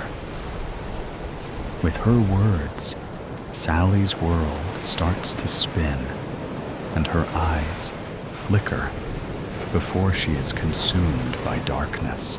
And the next thing she sees is the familiar, cold, creaking hallway of Donovan's apartment. He forces her down the hall with his chest pressed against the back of her head and his hand clamped securely around the lower half of her face. Life, as funny as it sounds, flows in a circle. And I, personally, never liked circles. I'm more of an octagon kind of person. Sally snorts at her own thoughts, but groans when the noise is muffled by the hand that is covering the lower part of her face. It smells of sewerage, grimy, disgusting, and somewhat musty. Familiar, heart-wrenching, stomach-churning, brain-rotting, but familiar. But for the first time, it seems just a little too familiar. Memory of the future. Ed is looking down the cliff, watching the waves crashing on the beach, same place he was when his baby brother went missing. His parents never spoke of it, like he never had a sibling. It is a summer night. Goes inside for dinner. No one says a word, same as usual. Ed does the dishes. His dad buries himself on the couch in front of the TV, and Mom goes to her room. Another boring evening at the Wallaces. Maybe all the answers to all of our questions are out there in the dark forest. Ed pushes aside a twig from a tree with his left hand to look ahead.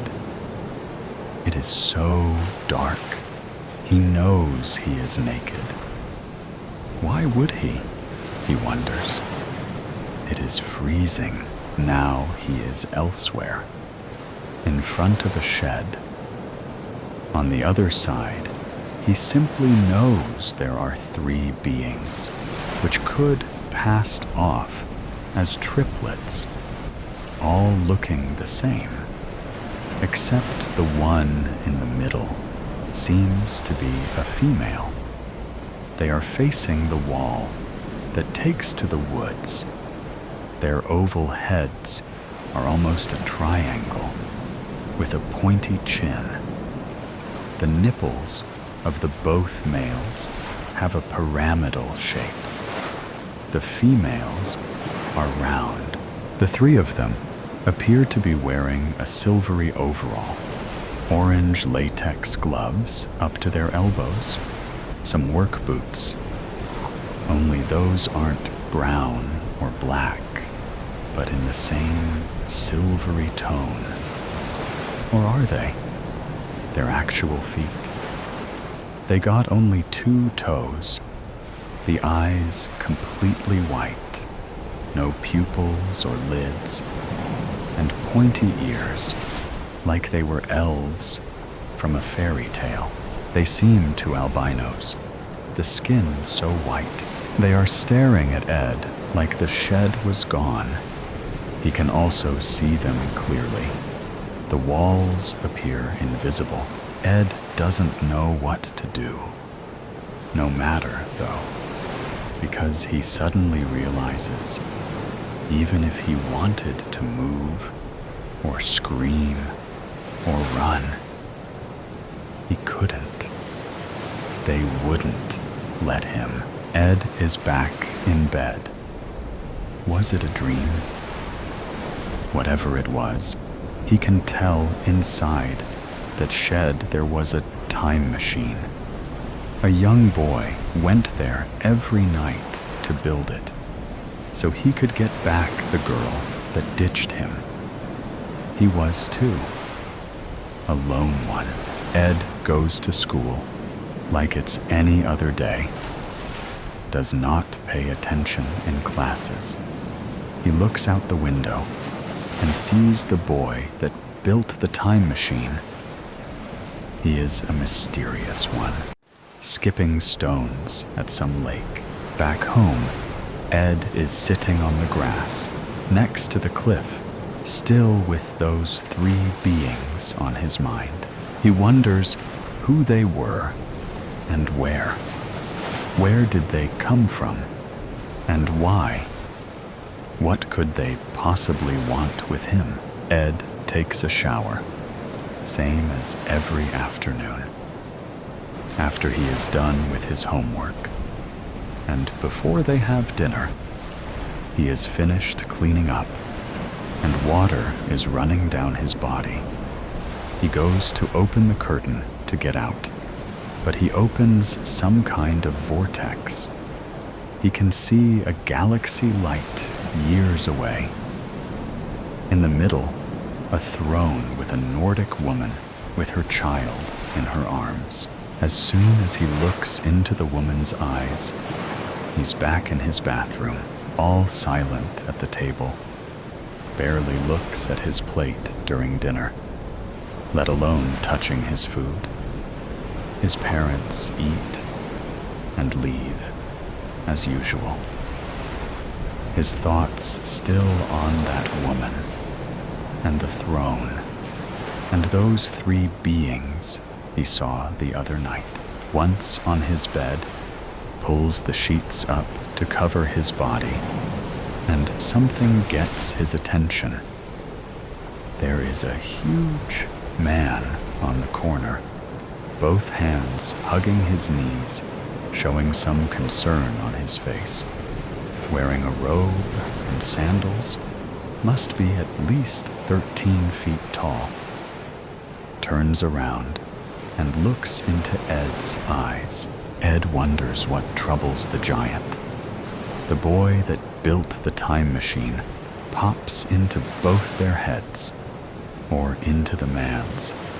but Ed can see it clearly, as if he himself was seeing the boy, carrying a box with tools, walking to the shed every night. He must have really loved that girl. Ed is certain he wasn't dreaming when he saw the giant, and neither is he now. The boy has been going to the cemetery in the middle of the night for several weeks, desecrating more than a few graves. Now he's put together a body from parts of some of the corpses he's dug up.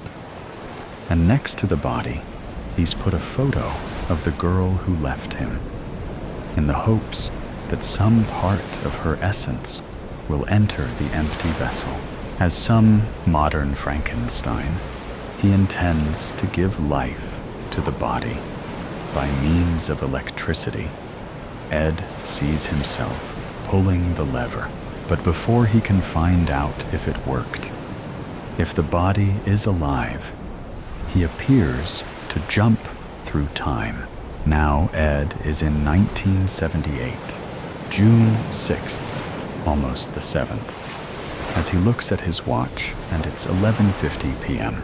The date he sees in a page of a journal flying by, carried out by the wind. He is in a city destroyed by a nuclear war, which never happened. Not in this reality, anyway. Ed sees the boy jumping through time and space once again. What was once a bouquet of flowers rests next to a long forgotten grave. That is all we can expect in life.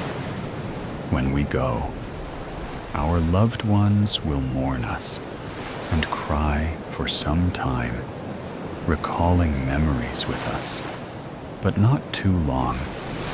They learn to move on and leave us behind, to forget. Ed just knows the boy was never born, not in this reality. The boy just wanted peace and kept himself from being born. There is no grave, no tomb, no resting place for the boy. He is now at peace, wherever he may be. From out of nowhere, a girl appears, as white as snow. Her skin is dark as ebony, her long hair. There is no exit for her. She's on the edge of the precipice, a man getting closer. No options left. To live or to be free, that's the end of the road for the girl. She jumps to her own demise, feeling like she'd cab fly for a few seconds, and then the sea. She turns into sea foam. She appears to be floating on the ocean, feeling but peace and quiet. Another man comes into the scene. He was on the beach and comes to the girl. He looks into her blue eyes. Suddenly, it is Ed looking into those eyes, and then it's the firmament and the cold space. It starts raining, and Ed can see the drops falling to floor, and the tombs, the cemetery again. The abandoned and long-forgotten grave's tombstone reads, Carola Duval. Was it all a dream? Is Ed wondering when he starts an astral travel? Feels himself leaving his body, only it's not him, but a boy he's seen before. Somewhere in dreams, perhaps. Ed sees the boy getting back in his body as three tall beings with elephant-like skin stand next to him. Those beings have rat-gray skin, huge black eyes, no iris or retina, just pupil, no nose, no mouth, oval heads. The boy covers his head with the sheets, hoping they will leave soon. Now Ed finds himself in his own room, his head covered, those beings next to him. Through the sheets, he can see blue lights and begins floating above his bed. And now he is the one hoping they leave. Ed wakes up a little dizzy and having no idea what that all was. When did they leave? Did they do something to him? He takes a shower, gets downstairs, and grabs a glass with orange juice and goes to school. Again, he pays no attention to his class or classmates. During lunch, sitting with his friends, they are all laughing and talking, and he's just gone. He remembers when the last pandemic happened. He dreamed of a guy meeting 3 shadowy figures. Never gave it much thought, but now he wonders if that was a dream at all. And is it somehow related to what he's been seeing in dreams? "Are you here?" asks his mom, when once again he hasn't touched his food. He's playing with his fork and some peas. He found himself staring at a girl in some Greek ruins. Ed goes to bed early. He is staring at the ceiling, not thinking of anything. He doesn't even notice when he falls asleep. Or is he? Through the corner of his right eye, he sees 3 green-skinned beings, 4 feet tall, tops. They were there a second before. Now, they're gone. It is 3:15 a.m. And he falls asleep once more.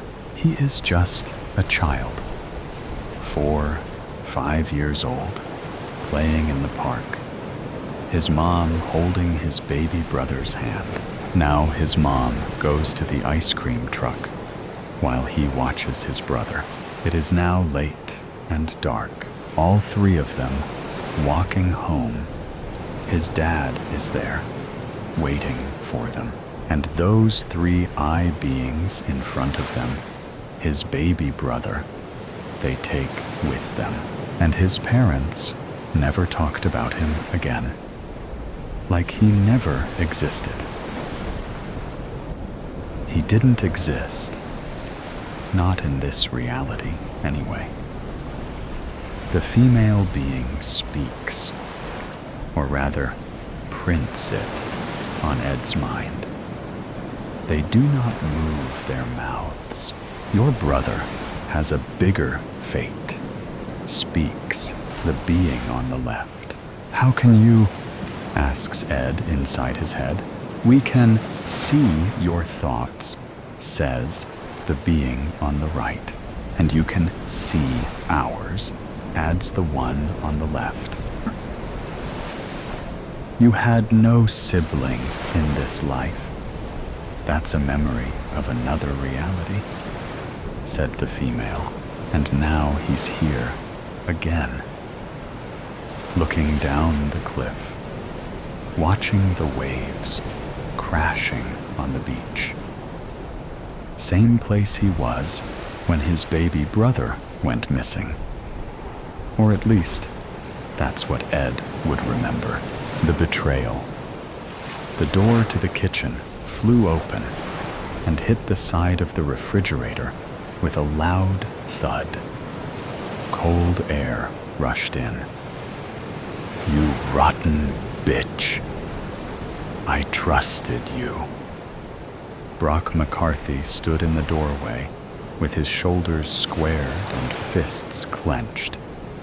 "How could you do that to me?" His nostrils flared as he shook his head. Stunned, Clara Simmons gasped when she heard the commotion.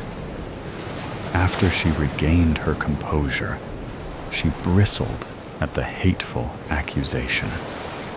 She placed the half-empty dinner plate she was holding in the sink.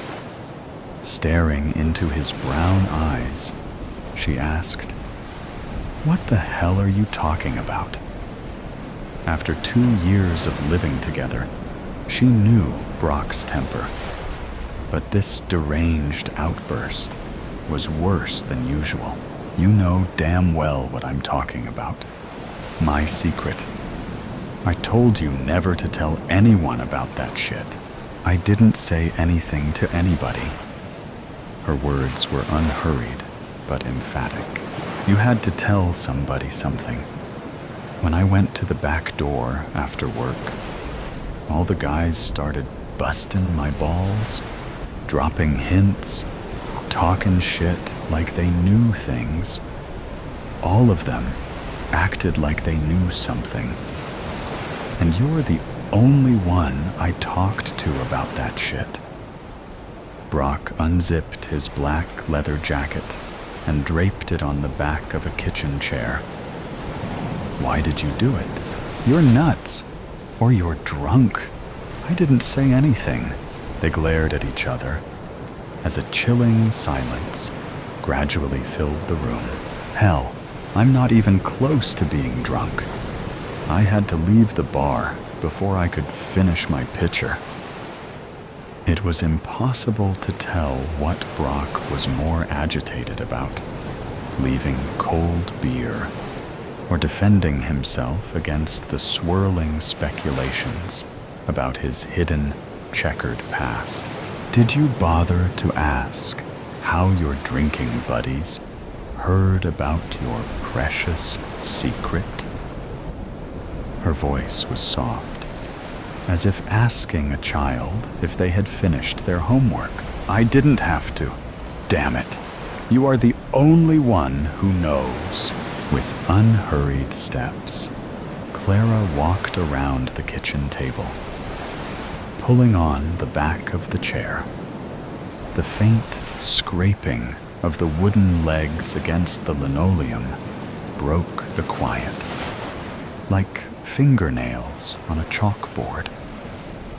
She took a seat and cast her gaze towards her angry boyfriend. "That's not exactly true." She paused as their eyes momentarily locked. "Is it?" The tone of her now controlled voice was made bitter by a toxic mix of scorn and controlled rage. "Those women know." After a long pause to emphasize her point, she said, "Trust me, they really know." Like air escaping from a balloon, Brock's body went limp. Without making a sound, he fell into the chair across from her, searching her face for a clue about her intentions. "Look, you chose to tell me about your twisted secret. It was your choice." Clara's voice was cold. "And I haven't told a soul since. But now I'm wondering what else you might be hiding." "Wait, that's not fair." "Fair? Fair? You have the balls to mention fair to me? That's laughable. You bust in here and accuse me of betraying you without a shred of evidence. I've always told you everything." Brock reached up and scratched the scruffy hair on his face. "I didn't have to tell you about the women and what happened. But I did. And now you expect me to carry the same guilt?" Clara adjusted her glasses. "No, of course not. It's not guilt, exactly. Not really. It's more like, I don't know how to explain it." They sat listening to the faint sound of the small clock on the oven, ticking away the minutes, like the shattered pieces of their failing relationship. Absent-mindedly, Clara used her thumb to wipe the pepper dust off the shaker, sitting in the middle of the table. "Do you think one of the women, moved here?" He took a long time to answer, as if he hated the power of what truth might do to him. "It's possible." He bit the inside of his cheek a few times while he thought. Clara leaned back in her chair. "So, what will you do? I mean, if you see one of them?" She stifled a yawn as her composure returned. "There's another possibility. What if one of those women sent their boyfriend to find you? Like a trapper beating the bushes to get the snakes to show where they're hiding." Brock twisted his face into a scowl after he deciphered her meaning. Crap. He leaned back into his chair. He sat silent for a long moment. "I've never even thought about that. It was always a slim possibility, I guess." "Well, I think you had better start thinking about that possibility, because I never said a word to anyone, ever.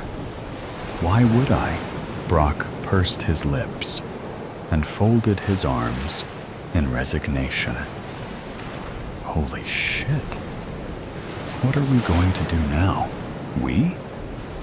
Are you seriously thinking this problem is a we thing? I didn't have anything to do with that shit. I wasn't there. I don't even know who they are. This is your ugly history, not mine. Always has been. I thought we were a couple. I thought we were, getting serious. Brock's voice conveyed desperation. "Oh yeah, that was before you came in here and blamed me for something I didn't do. I don't think I want to stick around to see what else you might blame me for. No, babe, wait. You can't do that. Really? I'm sorry. I'm really sorry. Well, I guess you should have thought about that before you shoved open the kitchen door with a heart full of hate. I went from bitch to babe in 5 minutes. And I don't want to see how long it'll take next time." She placed her hands flat on the table. Calmly, she rose and ambled across the kitchen towards the bedroom. Stopping halfway, she turned and said, "I don't want to become another secret in your long history of betrayals. Where I come from, love is all about trust. And you just lost mine. And now you're losing me." She turned and went into the bedroom and slammed the door. Haaunting. The musty dungeons. I thank the Lord for saving me from the dungeons. I was there for less than a day, caught up in the labyrinth. I became heartbroken at the sight of many tortured corpses. I prayed. I prayed for my God to help me. How long must I stay here? Then I remembered I had absinthe, a gift, the perfect gift. I ingested the entire bottle, straight. I could not feel my face. I wanted to cry tears of relief and sadness. Oh, Haaunting, will you truly be mine?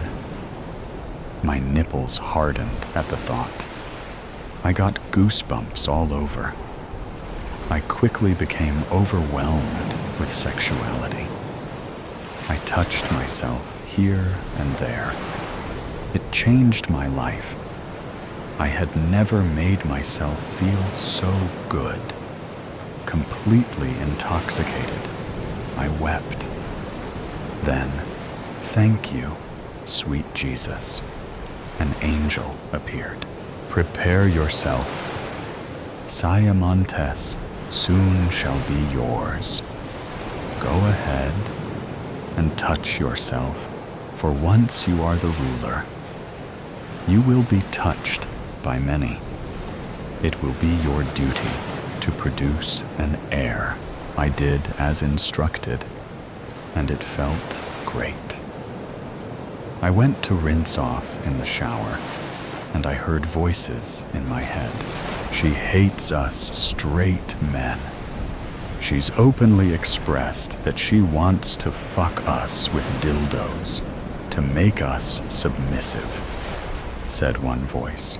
Then I heard another voice say, let's get her when she's alone. What was going on at haaunting? I had to get back there. It is true. Sonia was going to overwhelm the male population with sex. Sex. All day, every day, until one produced an heir. The next baby, any baby, would get the crown upon their 13th birthday. She was not joking around. If there was no heir, then it would be off to the gallows with her Richard. It was Richard who found me lost in the dungeons. I would have died down there if he had not searched for me. How did he know I was down here in hiding? Maybe it was Great Leader. Maybe she was alive. Maybe she didn't join the men on the battlefields. Oh my. Oh goodness. Could she still be? Could she still be alive? I asked Richard, how is our Great Leader? Tell me of haaunting. Please, please, Richard, tell me, I ordered, as he led me straight out of the dungeons. His torch was finely made. It shone bright. I cried as I smelled the fresh air. The dungeons were so moldy, so musty. I could not stand it much longer. Had I stayed down there any longer, I would have slit my wrists long ways. For that was the right way to end things. Long ways. Slice through your veins and your tendons. Cut them up, I was thinking to myself. Cut them up. As Richard and I reached the higher ground level of haaunting, I shed a tear.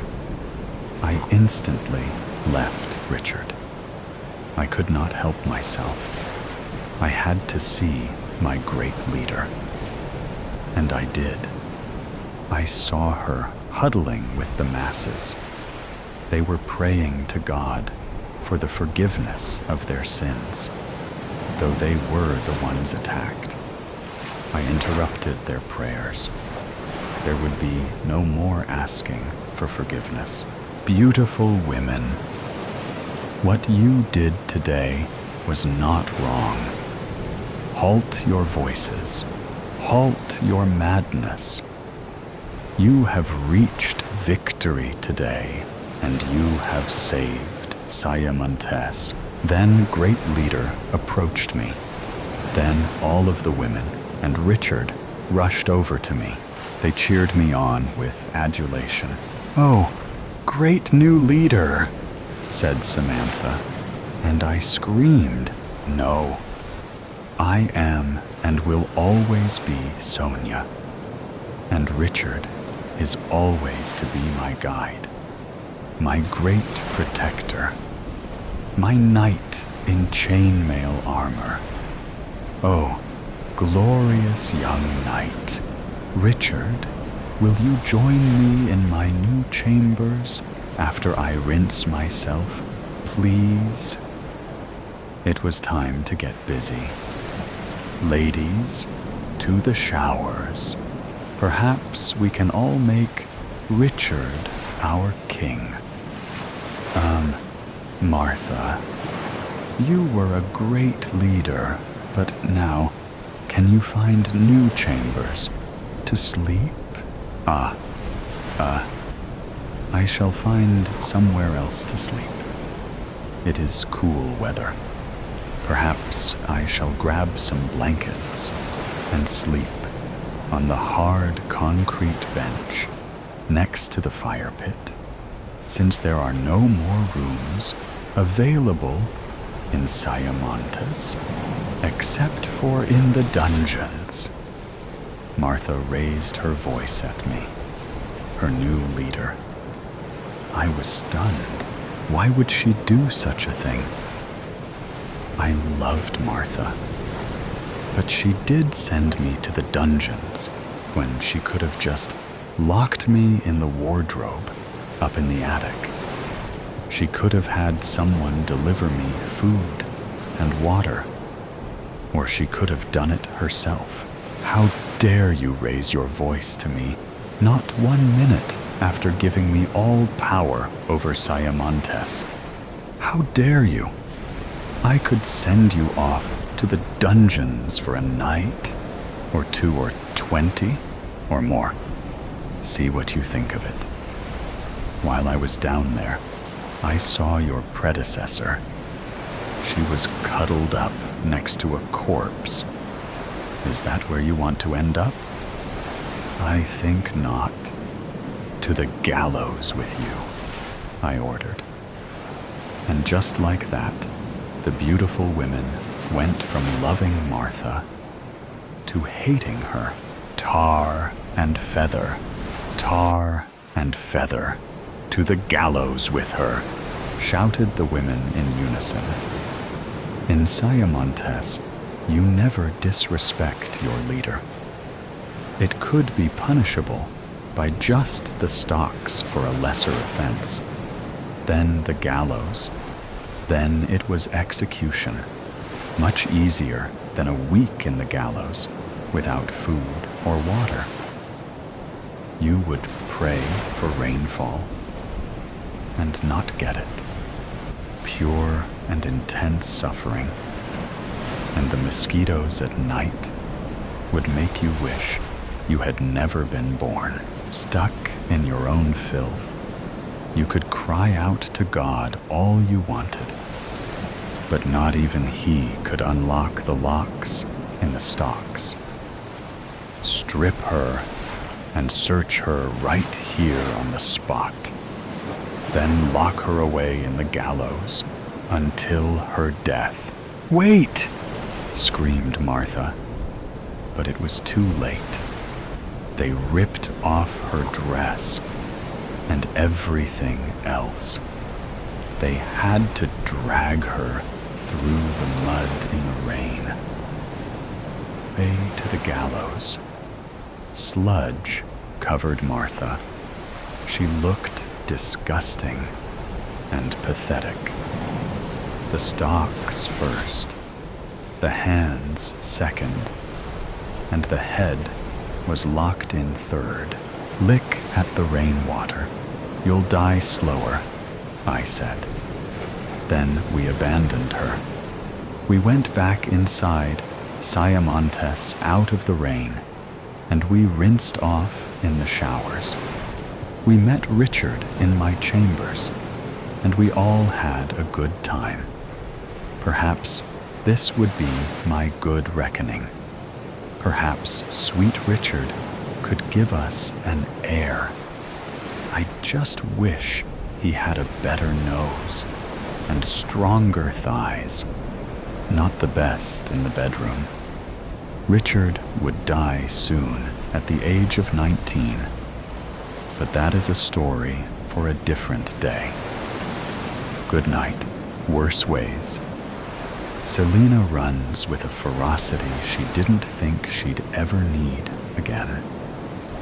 Her feet thump, thump, thump on the ground, and her eyes search the dirty rooftop desperately for a familiar May. She knows she's taking too long. She can feel the time slipping through her fingers like grave dirt. She bursts out onto her fourth rooftop, a quick scan providing nothing. She turns around. Her ears catch onto the quietest sound, a scuff, a whimper. She runs over to the other corner of the building and checks behind a wall. There she is. May lays on the floor, cloudy eyes staring uselessly up at the sky, and her entire hand missing, blood leaking out of her at an alarming pace. Her gut is cut open and barely holding together. Her leg bent the wrong way. Blood coats her entirely. Her mouth, her neck, her chest. Selena's hand lands on his shoulder. May jumps, opening his mouth in surprise as she turns her head towards her. Selena? Her voice croaks out painfully, laced with a brittle sort of hope. Yeah, it's me, May. Hold on. Help is on the way. She'd called the ambulance as soon as she heard the news, hoping they'd be fast enough to get to her, find her, hoping she would be too. Selena carefully shifts May into her arms, getting her away from the dirty concrete, and trying desperately to stifle the blood spilling forth easily from her stomach. Selena, May says again, desperately. She says it like Selena is an angel about to bring her to salvation, as if Selena was what she needed, wanted, instead of some random punk from New York that kills people in his spare time, instead of someone who shot a bullet at her skull. I'm sorry. May grits out, blood leaking from her lips and coating his mouth. She feels useless, hopeless as blood continues to gush, and May is the one apologizing instead of her, the self-sacrificial dumbass she is. No, May, you don't get to say that. You stay with me, you hear? You stay right here with me. Her voice shakes, and she feels untethered, like everything is slipping away from her again. She runs her hands over May's unbroken arm, trying to ground the dying girl, trying to bring her back to the world of the living. Please, not again. May opens her mouth and breaks into loud, shattering coughs, blood dribbling down his chin even more. She shakes her, rougher than she probably should, trying to make her come back, make her stop drifting away, even when held beneath the calluses of her palms. May whines in pain. Come on, May. You can't go yet. You've got people to save. You've got friends who need you. Selena needs her, and yet May is leaving. She thinks of Jason and of her brother, Leo. They need her too. need her like the air in their lungs, like the blood in their veins. Blood that May is covered in. May, please, hold on a bit longer. You can't leave me yet. Who else is going to knock the gun out of my hand? You promised. May we would live happily once this war is over. I haven't heard enough moral preaching yet. Come on. She's pleading, begging, praying to a God she no longer believes in. It's too sudden, too soon. She can't lose someone again. She can't. She'd listen to 1,000 hours of bull crap if it meant May would just live, if it meant May would continue to lecture her and annoy her and be beside her, side breathing and smiling. May's shaking hand reaches up to his shirt and latches on, staining it with her blood. She can hear the sirens getting louder, closer. See, Silena. May's voice is scratchy, pained, weak. Shut up, May. Don't talk. Just stay awake for me. They're so close. Just a little longer. She just needs to hold on a little longer. Silena. No. May can't do this to her. She can't say goodbye. She hears the weight of her name, the finality to it. The hand on her shirt slackens. Her body starts to go limp, and she can feel it. Feel the way death grips her, like it did her brother, like it did her dad. I will miss you. Silena feels her chest shudder with a sob.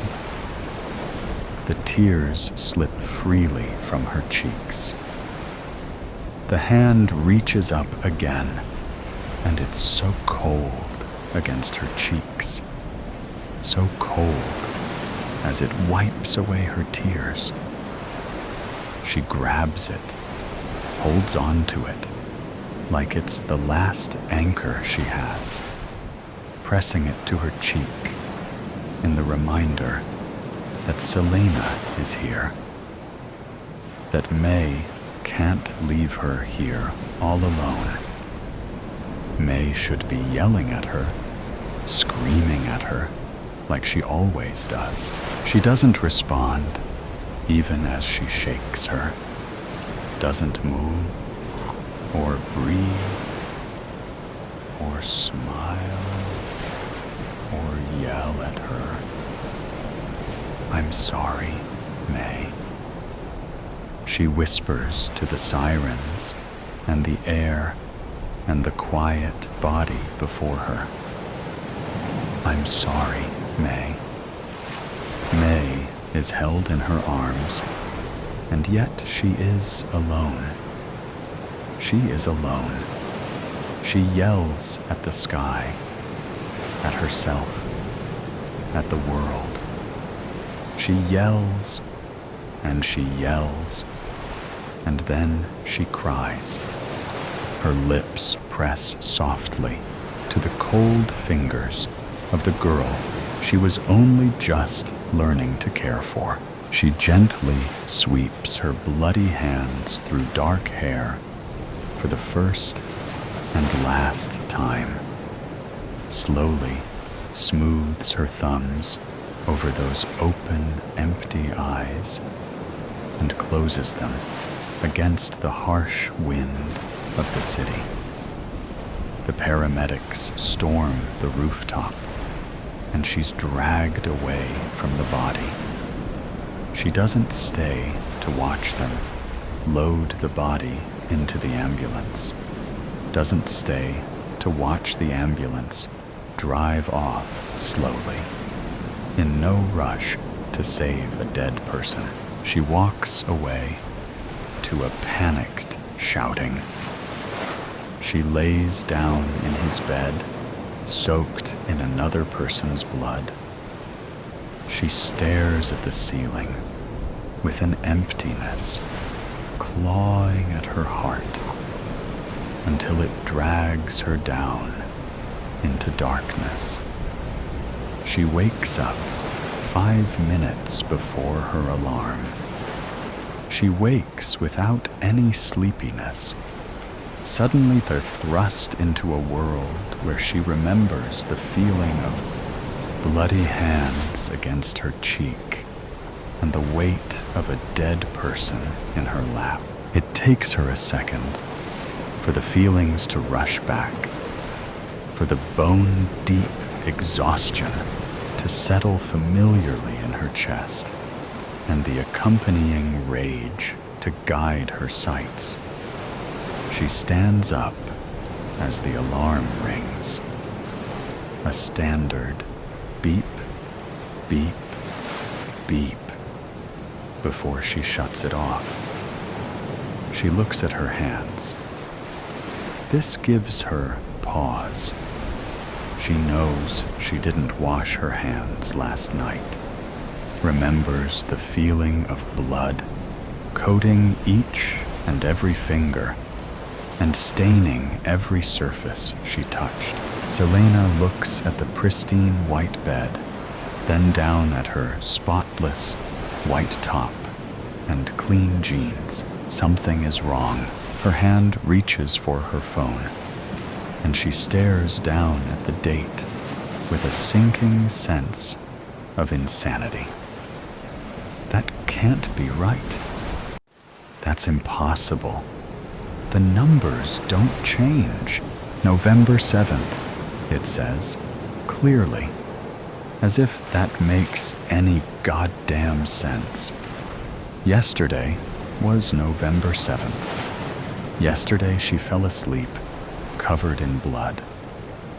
And yet, with a sudden ferocity, she finds her hands navigating the device, pulling up her contacts, and pressing firmly on a familiar name. The phone rings, and rings, and rings. Someone picks up. "Hello?" May says over the phone, her voice scratchy from sleep, with an edge of worry. Her chest rattles with her next breath. His legs wobble, and she collapses onto her bed. "Hello?" May says louder, more alert, worried at the lack of response. "Hey," Selena says quietly. It's all she can say right now. What should one say to a dead woman, not dead? How does one cope when the woman you held till her dying breath is breathing again? "Are you okay? Do you need help?"